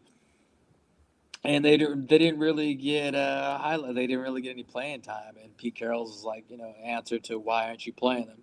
They're just not ready. They're not ready. And I kind of, the more I see them. And then granted, when they got in, they, actually showed some promise. I rewatch these games. I'm, oh, that's actually a good block. He has some potential here. But, who knows what it could have been if, he could have been more, they could have been more dedicated to the game. It's only their rookie year. They could grow, but that could increase. That could who knows what they could become if they just all become just on the same page, get with the same page, and the atmosphere. But again, we're trying to find that identity, and we just need new players to follow that identity once it's there. Yeah, and Frank Weber, who posted there, I agree with you. Blanda would have kicked Gino's ass back then, and that's what you need. We've heard stories like, especially Jim Otto's stories, is like how they would just like, what the fuck are you doing? I mean, Mac just probably needs to be more vocal, or maybe Brock needs to be more vocal, and we just need that more those players just to hold the other players accountable. It's like, hey, get up off your ass. There's a lot of shit going on here in Vegas, but hey, we're here to win. Let's get it going. Yeah, definitely. And then Charles ended up bringing up Max Crosby. Obviously, we're in another off season, so that comes with more Max Crosby. The rest of the NFL wants him traded talks. Is it same as usual, or do we start believing those talks? So the Darth, the question is why Raider Nation never abandons even when ownership, coaches, or players fail. He mentioned Max Crosby. I personally think, it's so funny because I see a lot of stuff, all these posts on Facebook, and it's just like everybody believes everything they see on Facebook, and that's the problem. It's like, unless you're seeing an actual Max Crosby, interview or something, you can't believe everything that you see on Facebook. And that's, I think Raider Nation gets riled up, and then they put stuff out there, and then, it's just like, I know Max is a solid guy, it's like, he's solid. We don't believe the hype, wait till you see his press conference, or, whoever he's, whenever he's presenting live. But if you see the memes, or you see some posts or on social media, it's just like, you believe half of it. I mean, until you see him talk, or unless you meet him or talk to him in person, he's always been a pretty solid guy. One thing to do with Max as well, he's got a podcast, right? It's on Apple. It's everywhere. He makes. He'll tell you just straightforward. And I think the last, I don't know, this is months ago before the kind of blow up, but he was mentioning, they asked him just directly if there was another team he'd play with, who would it be? And he is hesitant in saying because he kind of knew it'd blow up, and guess what it did? He said Detroit because he's from around Detroit. It's where he grew up. So the whole media just expanded. Oh, he wants to be traded. And ever since then, anytime he's mad, anytime he's pissed, it's like red 5. It's a fire drill. And I think he's just going to be dedicated. Granted, he was pissed. You could really tell it from, his interviews that he was pissed. If not, if he was there, it wouldn't have made a difference. We could have won, and it would be no big deal. We won anyways.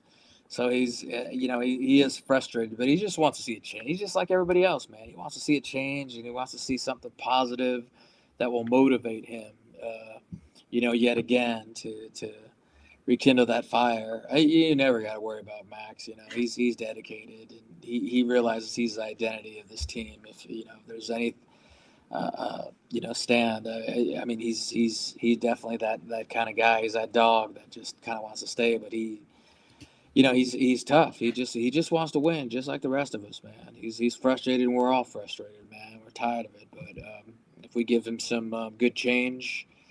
And again, bring that identity. He'll stick around. Hey, Raider Wolf, we see your post. Thank you. How does Darth Raider feel about all this? Can you be a little more specific on what your question is? Because there's a lot of emotion going on. While he's digging into the chat on that, Leonard, if you want to expand on it. On how does Darth feel about all this? I mean, we'll get your take on it. About what? Just the whole culture or the Max whole thing? Well, yeah. It just it is. I mean, like I said, Max is a solid player. I mean, it's I've been very grateful to work with the coaching industry, so I know that having a strong leader and having somebody to lead and even help some of the players that may have been like either just misdirected on what they want. It's just like, okay, you come into the NFL, you're playing at the top level of your profession. How is it you want to be involved? How do you want to lead? How is it you want to leave? Or how do you want your legacy? It's just like we already know Max Crosby is going to be in the Hall of Fame just because of the quality player that he exudes out there on the field. It's just like, you talk to your teammates. How do you want to be? What can you do to be better? What is it you need to be better? And that's what it is. Like after every game, it's like, how do you look at yourself? The great thing about like Duncan and working with his uncle, back in the day, it's just like, what good coaches are. They're gonna players like, can you do better? How you be better at that level? So that's like I said, Max is a solid player, and we just want to see more players being accountable and up leveling themselves to be better players and bringing better product on the field. Raider Wolf just wanted to hear Darth talk. Yeah,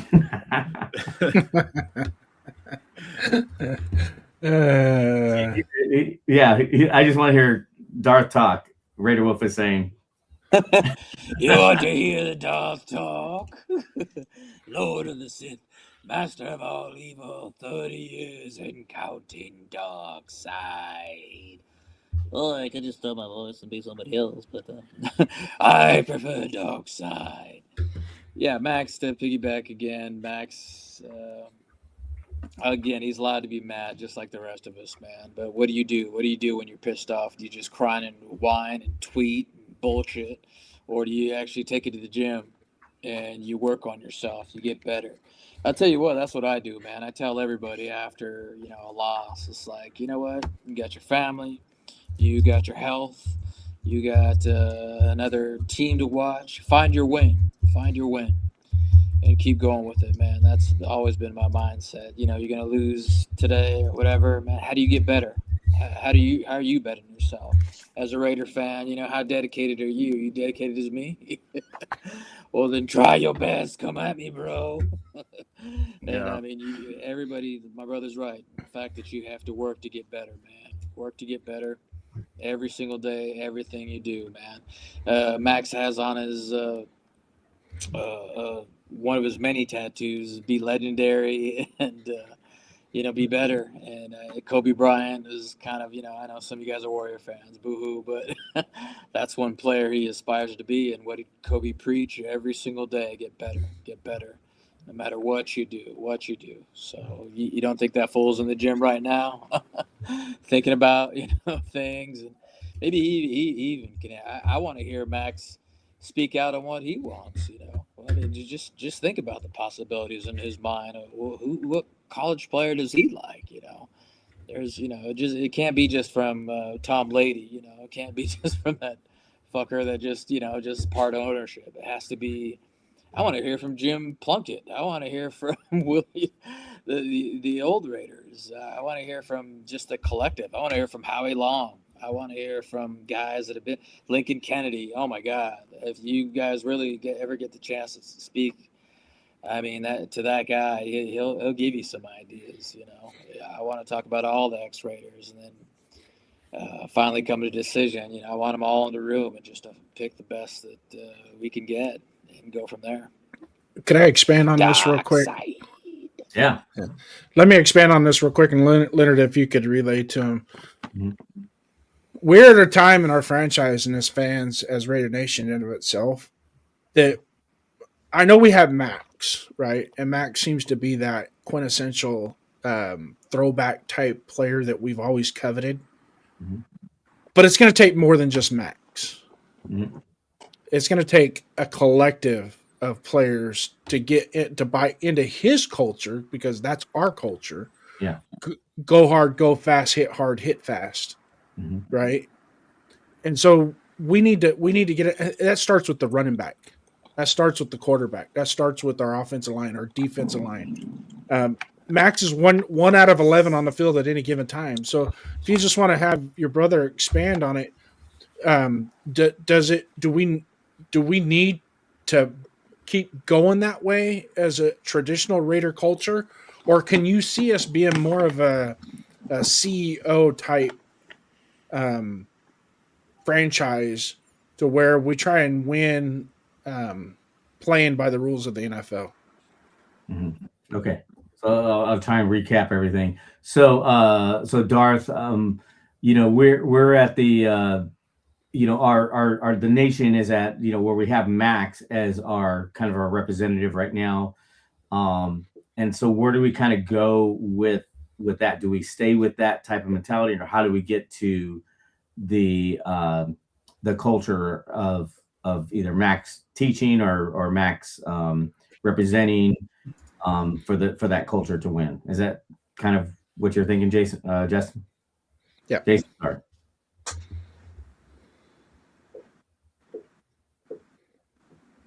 So, Darth, can you answer that question? Yeah, definitely. It took Jax Powers Johnson, the new lineman, center / guard. He started working out with Max, and that spoke volumes to me. If you want to be great, you follow the great players, and you do what they do, man. There should be more guys like that. I want to see not just Jax. I want to see the entire staff just follow what kind of regimen. I want you to stay after practice. I want you to stay a few more minutes after practice, or even hours after practice, just to be great. It definitely takes a certain mentality to be better than your peers. And I mean, all people see is, the accolades and stats of what Max brings, but you really have to wonder, how did he get that way? And is this just natural? No, man, he's practicing harder. He's working harder. So that fool's probably in the gym right now, man. This is morning, night. Talk about 4 a.m. And if memory serves correctly, that mentality used to be the same of our former coach John Gruden and Gannon. They used to battle each other, trying to get to the office in time earlier so they could get their study on, and it was a competition.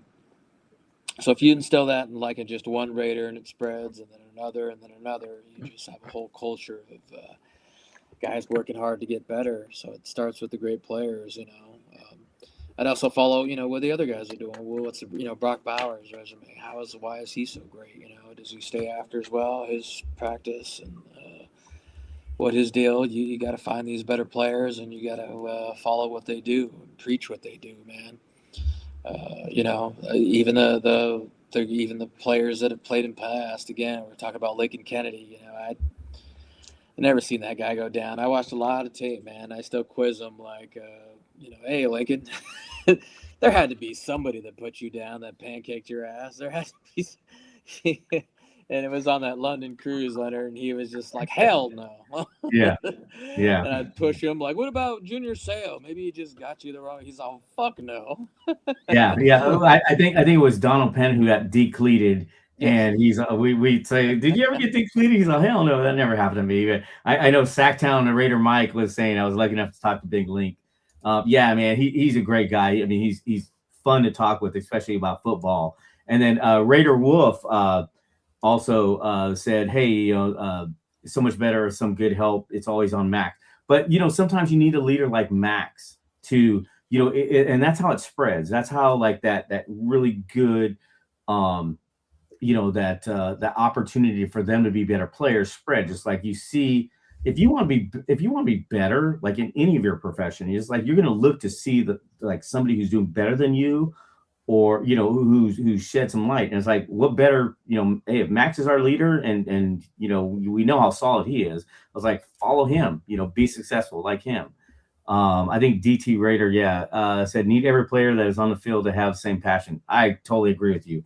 I think we've been lacking that passion with our team. I haven't even, and you can see it in their eyes. You can see it in their eyes when they come out of the tunnel, and they're high-fiving us and everything. And I know, Darth and I, we're right there. And one of the things I always do when they come by is like, all right, guys, let's go. Let's pump it up. Let's rock it out. Let's do this. Let's go.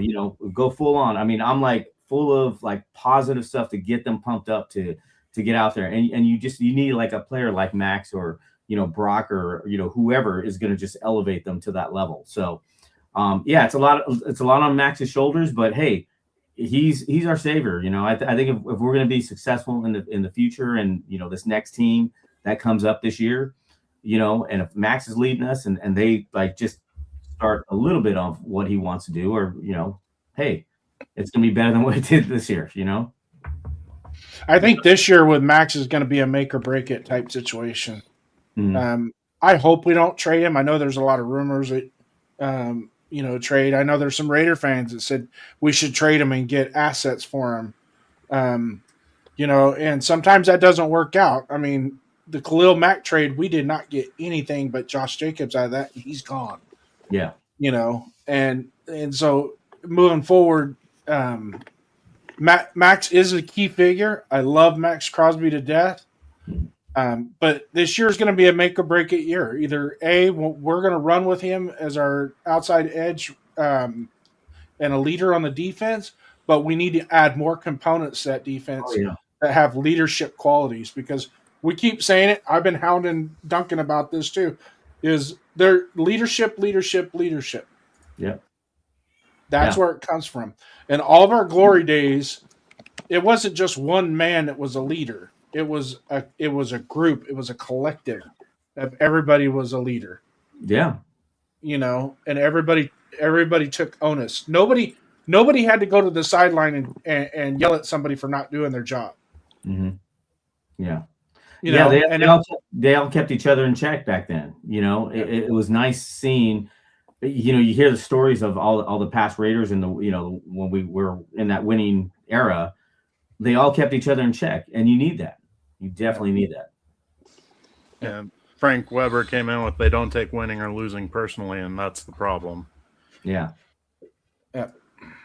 I hate to lose. Absolutely. And Max Crosby preaches that too. It just absolutely hate it. It just tears at you.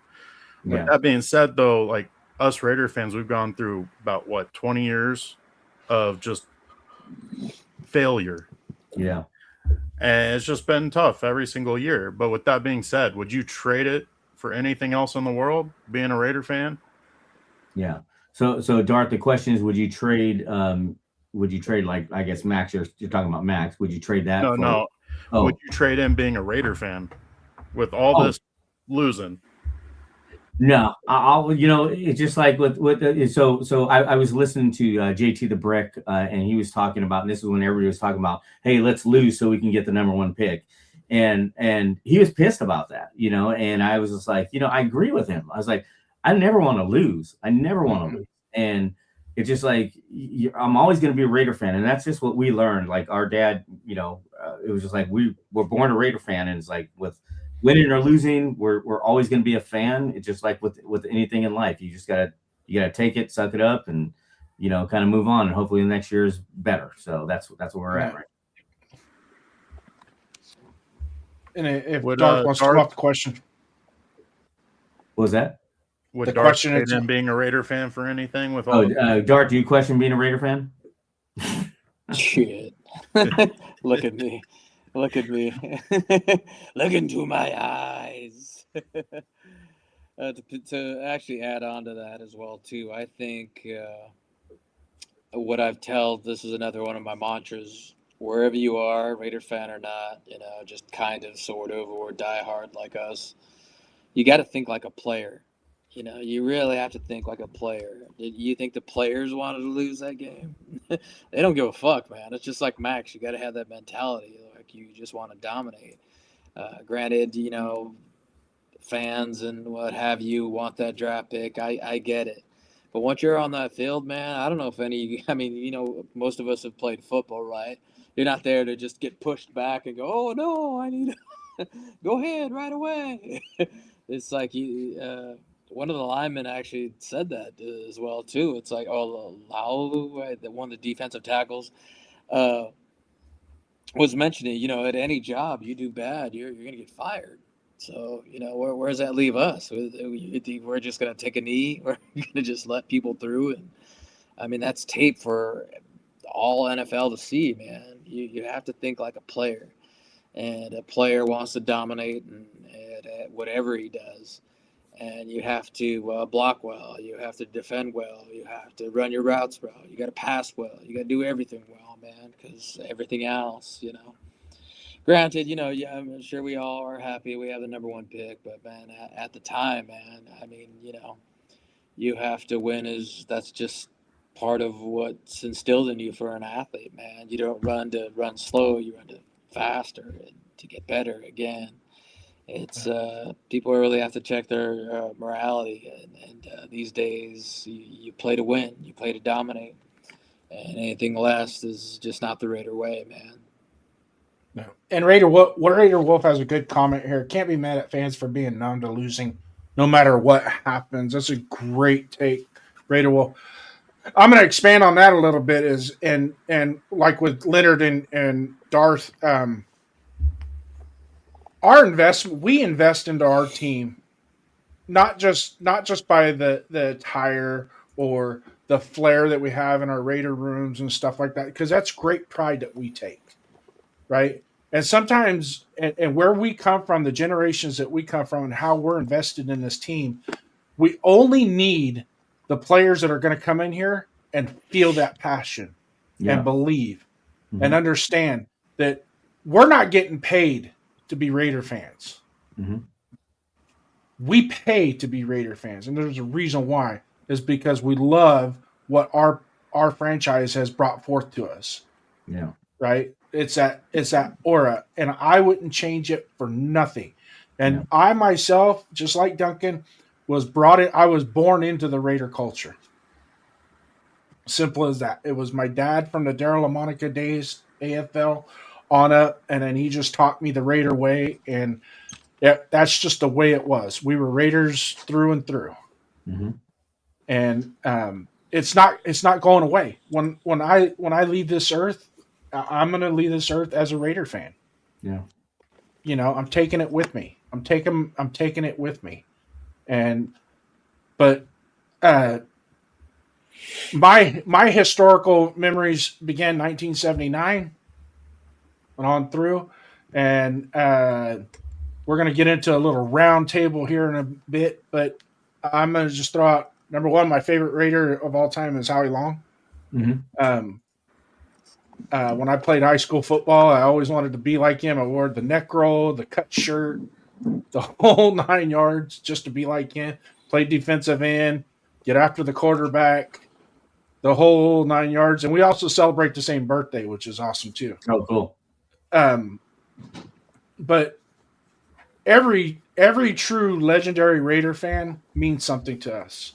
Mm-hmm. And every Raider fan means something to me. Yeah. No doubt about it. Duncan, how about you? Yeah, I mean, I want to add on a little bit on what was said just a little bit earlier on like the whole hating to lose and the whole just, I don't know how to phrase it, but talking lately, I've been able to talk to a lot of older Raider fans, and like they just have a completely different feel from what seems like the younger Raider fans. Because maybe a weird way of putting it, but it almost seems like with the younger fans, it seems like there's a video game aspect to it. Like they see football as a game, and they want to lose to get the first draft pick. Like they just want to reset the game and start over. And I think there's a lot to be said about like our culture with the younger fan base and how sometimes we just need to tough it out more. And I'll be honest, I was one of them. I'm like, you know what? I want to get that first draft pick. Like Mendoza's the guy. Let's get that reset. Let's start over. Let's do it. And it's like, you know, there's something wrong with that way of thinking. Yeah. And I think a lot of that has to do with just the current era that we're living in. Mm-hmm. And we're not taking those valuable lessons from that older generation of Raiders, where it's just no matter what, you put on those pads and you go out there and play as hard as you can every single down and beat the other person in front of you. Yeah. And we're just missing that toughness in this newer generation and with this younger Raiders team. And it's just, we really need that culture shift to where we just start toughing out every little thing. Like Max Crosby has it right. He's like, I don't give a shit about that first pick. Yeah. We're going out there to beat that other team. And it's just, I don't know. Maybe it's just now in the heat of the moment where I'm starting to realize it, but now I'm like, I really want to buy into that. Like us as fans need that culture shift. Yeah. Yeah. I mean, definitely a younger generation, because, you know, what transpired with the NFL. I mean, obviously, you know, the NFL is about, you know, making as much money as they can. You know, I get it. You know, it's a business. But, you know, look at how many people play, you know, fantasy, you know, football. It's like back then, you know, we didn't really have fantasy football. You know, it was just like you want your team to win no matter what. And I remember just, you know, like I said, it wasn't around. Fantasy football wasn't around when I was younger. And I always wanted, and it's so funny because I would root for whatever team would put the Raiders in the best position at playoffs. I mean, that's just the way I watch football. I still watch football that way. And I was like, I may be rooting for the Steelers this time, but I want them to lose another time, you know, depending on if they're playing something like, you know, the Broncos or something like that. So, you know, I always am looking for the best winning point position for the Raiders. I mean, that's just my mentality. And like I said, it has gone away from that. And if you talk to more somebody old school, they want their team to win always. And they always want to be, you know, have that top seed, you know, whatever it is. So it's, yeah, it's definitely football has definitely changed in that way. And, you know, like I said, you have fantasy, I think, which has changed that. You have obviously the video games that's changed that because you have like whatever player you want. But, you know, my favorite player back then was John Matusak. So he was the very first Raider I met. So and he was awesome. He was just like a monster on defense. And I played. It's funny because I played defensive line in, you know, Pee Wee football way back when. So when I met him, you know, he asked me, he's like, oh, you play football? I was like, yeah. And he's like, what position you play? I'm like, I'm defensive end. He's like, whoa, you know, just, you know, he got like, you know, just had fun with me as a kid. And I was just like, it was so impressionable. But, you know, he was just like one of those players. I've always loved defensive players, you know, first. And then just was able to just appreciate, all the players that brought that passion, to just playing. I mean, over the years, I think that's what it is. It's like the passion. I think there was a comment earlier about that, and it's just like, yeah, that the generation has lost that passion to win. So we just need to bring that back, How about you, Darth? Oh, definitely. I agree with the. It's just a different frame of mind these days. These kids like players more than teams, and our father instilled in us. He was from Oakland, California, born and raised. There was only one team we were liking. You didn't question that. That was just the mentality. It was the best looking. It was. Man, it was just all of it, man, of why, he loved them so much. And the reason why we carry on is tradition. God rest his soul. That was Charles Sr. He grew up with it, man. And that kind of instilled with us, every single family member, on the same page, and just what it's to be. It's just like life, man. You have hard times. You have rough times, but how do you go? Do you just not deal with it? Do you just go away? No, you stay with it. You try to fix it, and you're loyal to it, man. Kendrick said, in the song, "Loyalty is royalty," and I think about that a lot, man. It's just like who's your favorite player, Darth? Favorite, man, I guess you got to say the people that we've known, man, since we've got a chance to shake their hands and kind of sit at the table with them. Jim Otto, he identifies what a Raider is, man. That whole bucket head, that whole toughness, the blood on his eye. And Lincoln himself, Lincoln Kennedy, man, he's, doesn't get enough credit. He kind of tries to stay out of the shadows and stuff, but it's hard for a 6'7" guy to not be noticed. This is hilarious. But these players, they meant a lot to the organization. And again, if lineman was our identity back in the day, we should try to find that guy again. They're also loyal. Lincoln still works with the Raiders to this day. And Jim, he sat by Al Davis for the longest time, and he's just loyal. And that's what you need these days, man. More loyal than, just like, okay, I've had my 10 years of Raiders. I'm thinking of Devontae Adams. It was all freaking, sunshine and shit when, they showed him when he's a kid and play for the Raiders, what have you, Fresno, blah, blah, blah. And then it was just like, I got to get out of here. I got to do this. I got to go before I get my life took. It's just like, why, all right.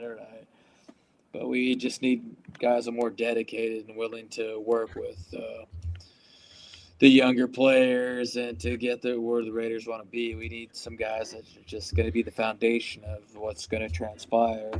And we will win. We will win. It'll come back. I have, no doubt we will. It's just a matter of the right people on board. The Raiders will be great again. Oh yeah, the greatness of the Raiders is in the future.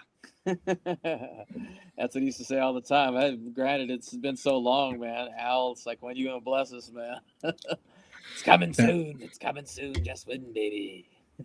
Yeah, too bad you couldn't put a date on that. Right.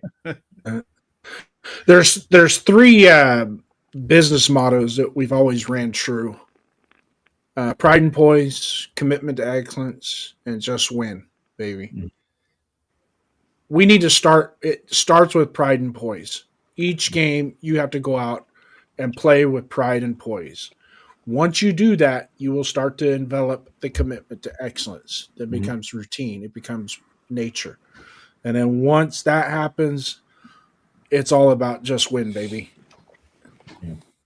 And what does it, Duncan, what do we need to do before we get to just win, baby? Find leadership. First, you get great coaches, and then you get great players, and you ask them to do one thing, and that's just win, baby. Yeah. That's it. That's it. So going into the 2020 2026 season, this is a perilous year for us, guys. It is. It's one of those that I hate to say it. Some of our fringe Raider fans, and there are fringe Raider fans out there, we're going to lose them. And being that we're currently in a city that is not our home, we're having to build it as our home. It's going to take it. This year is going to set that tone as to what we're going to be going into the future. And by golly, we got to get the coach right. We can throw names out. I mean, we all have our preferences of names, but ultimately, the person that comes in has to be the guy that is going to set this franchise back on the tracks and send it down with the train. Because we're in shambles right now, boys. It's so bad what we come off 2025 that I hope to God I forget about it. I mean, I still remember some of the Jamarcus Russell year. I still remember some of that. Yeah. But this year here was by far worse than that was. Yeah, I agree. This was our worst year ever that we've had, and those three things that you mentioned, the pride in poise, the commitment to excellence, the just win, baby. I mean, that's one of the things that we started having back in 21 with John Gruden, and I hate to throw his name out again, but it's just like we need that leadership again. We need that that desire, that passion, and what's going to happen in 20. Yeah, I agree. This year, I want to say the number one thing we should concentrate on is that leadership, that coaching leadership. That's leadership. Yep, that's just going to like shock and just like, look, I don't care, players. This is what it is. This is what we're doing. This is how we're going to win. We need that type of coach. Yeah. Yep. And the past coaching staff that we just had in 2025, we lacked the leadership, which I didn't think would happen with Pete Carroll. Yeah, me neither. But I also didn't think nepotism would soak our culture and make it sour. Yeah. And that's exactly what happened. And I believe the nepotism was so great in that building that's why we saw the productivity that we saw this year. I don't think it wasn't. Not only did the guys not buy into what Pete Carroll was doing, they checked out, and that was right about the middle of the second game of this season. You can see it. Yeah. And it comes down to, you have an offensive line coach that doesn't know what the hell he's doing, coaching the offensive line.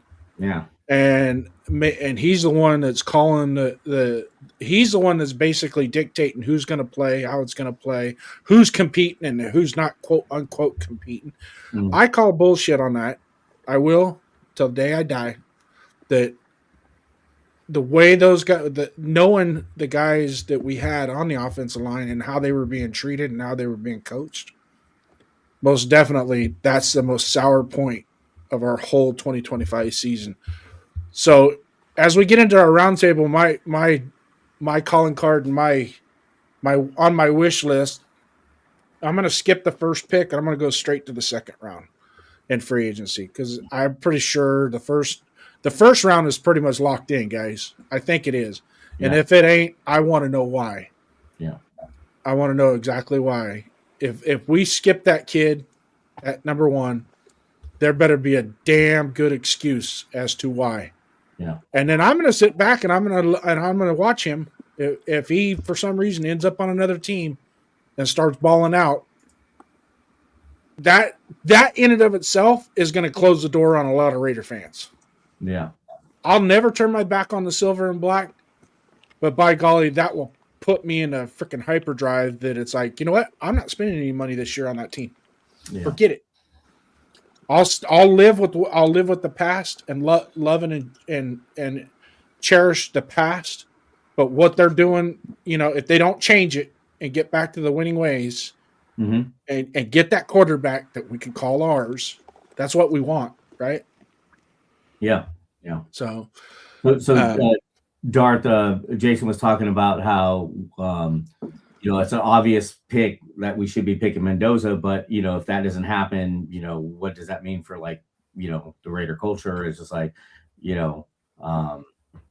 who would be the obvious second choice after Mendoza that you see?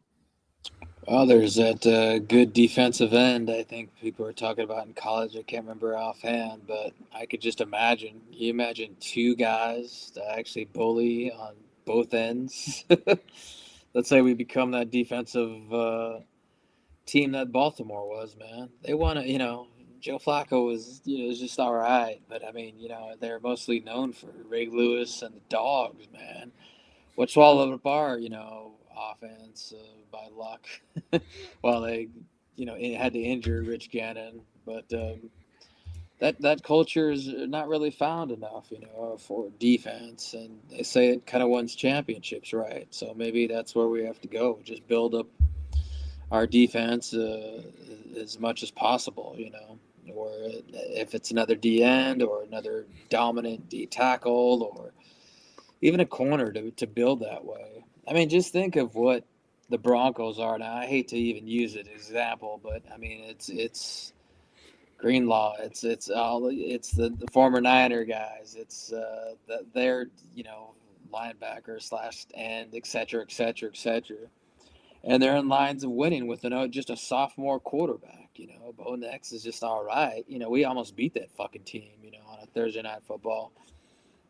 But they established a culture, and they're in line with competing for the trophy. I hate to really think of that way, but I mean they have a good team on all ends, man. Defense is there, and offense is just all right, and somehow they're setting up to win. So if that's going to be our culture, then fucking do it. But you better convince Raider Nation that okay, that's great, but how are we going to do that without an offense? Like, I mean, it's it has been done before. I mean, look at the Super Bowl freaking team just in general. We had the best offense on the face of the earth, and we got beat by that quarterback. I can't even remember his name.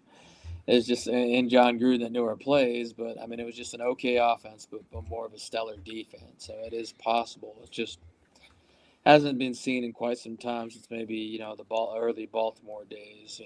But yeah, who knows? Who knows? Build that defense and stop people, make them frustrated. And I think if anything, though, too, if you want to really instill, I mean, we do have Ashton Genty, and if that's going to be our culture, then we just need the linemen to help, and maybe even that could be our identity. A psychotic running game where, again, what we're talking about, just crazy-ass linemen, that pull, that just rush you to death, and you just can't stop. I mean, that's something you got to build off of, and if that's going to be your culture, then so be it. I think if it's not the quarterback, then hell, take your biggest lineman, your baddest lineman, and have them block. But I mean, could you imagine? Could you imagine what Raider Nation does if it's anybody that's not that guy? It's going to be a riot. So we'll see. If you can just reiterate, again, they did this before. CeeDee Lamb again was right on the table, and we went the other way. We're going to take that guy. Yeah. So we have a couple. So yeah, Frank, I agree. Don't forget the will to win. That's we definitely need players that have that winning mentality. And then Paulo from the Philippines. Yeah, thanks for tuning in. If you come by the table, we'll hook you up. So I don't know if you ever fly out here to any of the games, but we'd love to take care of you, especially the people that travel from like across. Yeah. How many games a year do you guys go to? Every one. We're season ticket holder. Yeah, we're at every game. So we do the Dark Side tailgate in parking lot F before the game. So that's where we have, I know Lincoln Kennedy comes to our tailgate. We also have we've had Adam True come by, and some of the other players that have come by, past players as well. So we never know who we're going to be. I mean, Lincoln Kennedy actually, we have he has his own chair. So it's number 72. We have his own chair, so he's our regular at the tailgate. But we'll be surprised with some of the other players that might come or stop by. But we're parking lot F. We do a great tailgate. My wife's, she's the chef that has all the great food there. We have some of the menu or menu items from Lincoln Kennedy's, the Angry Crab Shack, which is there in Henderson. And then, we have our I guess our specific drinks, like our Dark Side Tailgate and our Padme's Punch.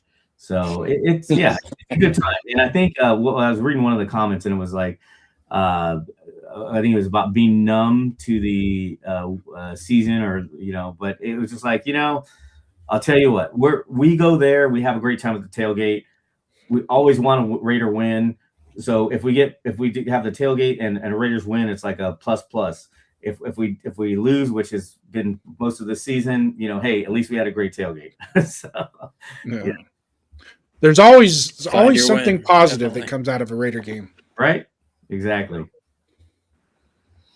And we've been going on this for a little over 2 hours now, so I'm sure Darth needs to hit the back to tank. But Jason loves his trivia, especially Raiders-related trivia questions. So the prepared question we brought for you guys today is, which Raiders defensive player holds the franchise record for the most sacks in a single postseason, and in what year did it happen? Ooh. So, Dark, do you see that question? Which Raider defensive player holds a franchise record for the most sacks in a single postseason, and in what year did it happen? Jesus Christ. Postseason. You're saying postseason. Okay, so that I want to say Howie Long. Derek Burgess, possibly. Derek Burgess? Postseason. Postseason. Postseason. Oh, postseason. Shit, was Howie Long even in the postseason? It's so rare. Yeah, 90. let's see. Oh man, okay, that's a good one. God, that's bringing me back. Greg Townsend? Could have been.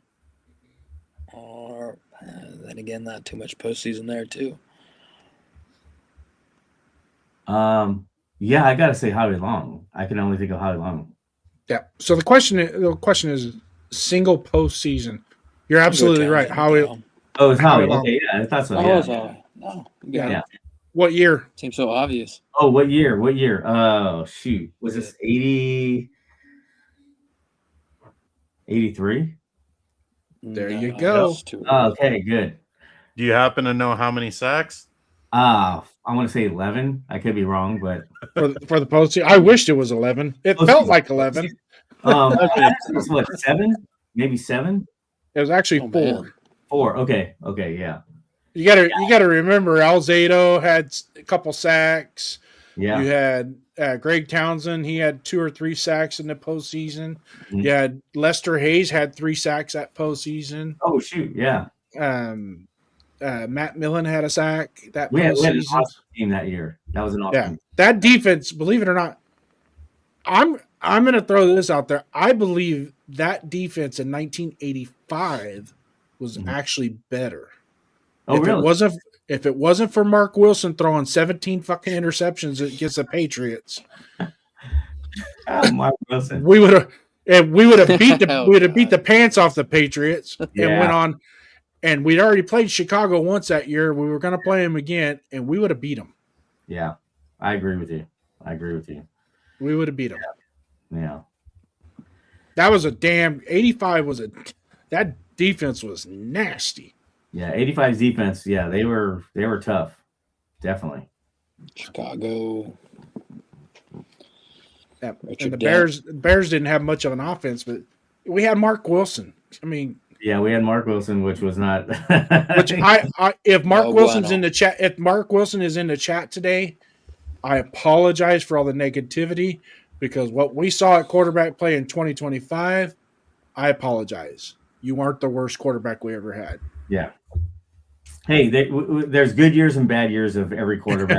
I mean, actually, Jay Schrader came to come visit us. Probably like 2 or 3 games ago, Yep. and it was good seeing him. In fact, there was somebody who was down there with us, and I'm like, "Hey, what's up, Jay?" And they didn't know who he was. Like, "That's Jay Schrader," and they're like, "No, it's not." I'm like, "Well, he had some Goldilocks hair back then."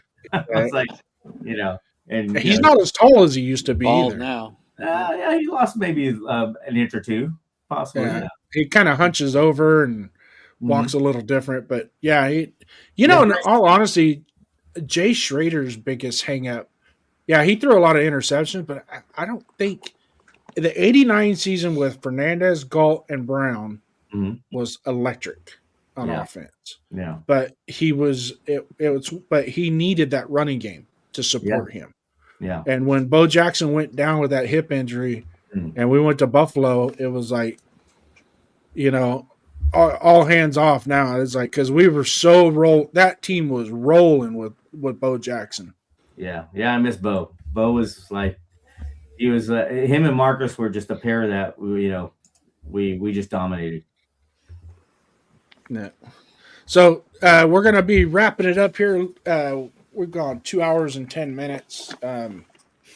Is there anything you'd like to add, Leonard? You guys, once again, thank you so much for coming on to our show. I'll snip some of this and we'll be posting shorts on YouTube from this Okay. show. Yeah. You guys are more than welcome to come on anytime. As we get going, as we start to get closer to the draft and free agency, Duncan and I will probably have some more discussion and debate type shows that sometimes can get a little heated. Are you guys going to be there in the draft? Probably won't be. I'm thinking about it, but like I said, I have my daughter's wedding this year. Okay. So I don't know if you guys have ever paid for a wedding. They're not cheap. Oh, yeah. So I kind of want to keep an eye on that budget and make sure, because it's going to probably cost me about $2,000 to $3,000 to go back to Pittsburgh. Wow. Because if I go, I'm not staying in a Motel 6. Yeah. And I'm not eating 39-cent cheeseburgers either. Well, thank you guys. I appreciate you having us on. I always got to just like to spread this out. It's like I said, we tailgate parking lot F at Allegiant Stadium before every game. We're there when the gates open, and we welcome all the fans just to come by, say hi, be a part of the tailgate if they want. We have a good spread, good drinks, food, but it's mostly family. It's Raider family, and we have the love for especially the diehards and the new fans and the super fans that come by.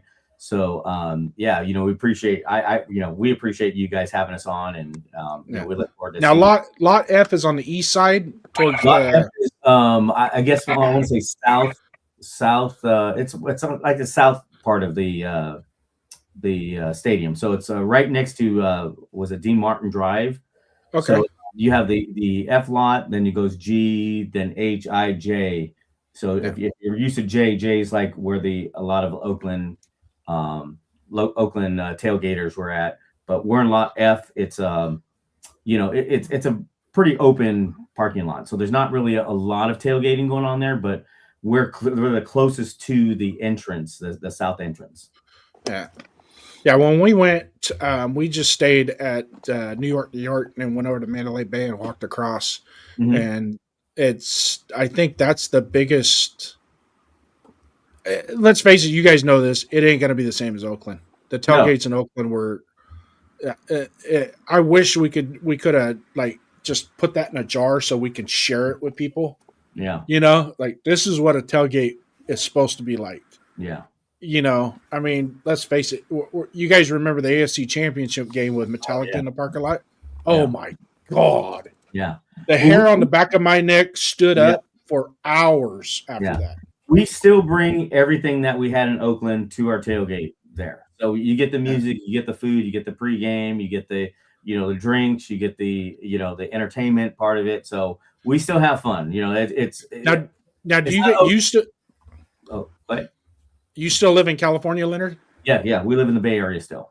Okay, and so you guys drive there every game?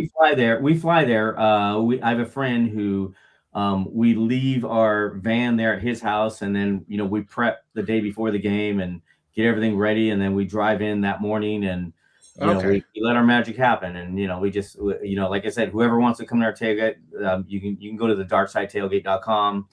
That's if you want to get a wristband, and then it kind of gives you a little idea of like what we do, kind of like what we did in Oakland. There's not as many people tailgating, but we still bring that love, that fun, that entertainment to our tailgate.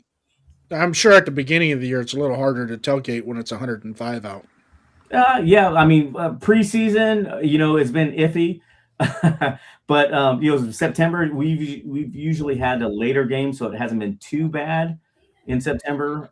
It all depends, it could be a little bit cooler, a little bit hot. We've had both, so we'll keep you cool with drinks, definitely. Right on. Does Darth have anything else he wants to add? Or do you want to add something? Thank you guys from the bottom of my heart. Definitely go Raiders. Good luck with the podcast, man. It's been great having you guys. Thank you for hosting. Sorry we couldn't get the audio difficulties on board, but shit happens, man. It's just the tech world. It's the tech life. But it's an honor, guys. Thank you. Go Raiders. Go Raiders. Raiders. So if you guys don't mind, stick around. We're going to end the live stream. Stick around in the studio, and we'll talk some more. Cool. But in the meantime, everybody, Raider Nation, show me your Shield fans. Duncan, it's been great. You got anything else to add, Duncan? No, just thank you, everybody, for stopping by, and thank you, Charles and Leonard. It was fun, and maybe we can do it again someday. Definitely. Go Raiders. Go Raiders. Go Raiders. Thanks, guys. Cold open, counted out. Yeah, we heard the talk. Cold nights and long losses, still we walk. Scoreboard hurt, but the heart stayed real. Still wear the black, still flash the shield. From Oakland roots to Vegas dust, pain in the season, but we still trust. They say it's over, I say move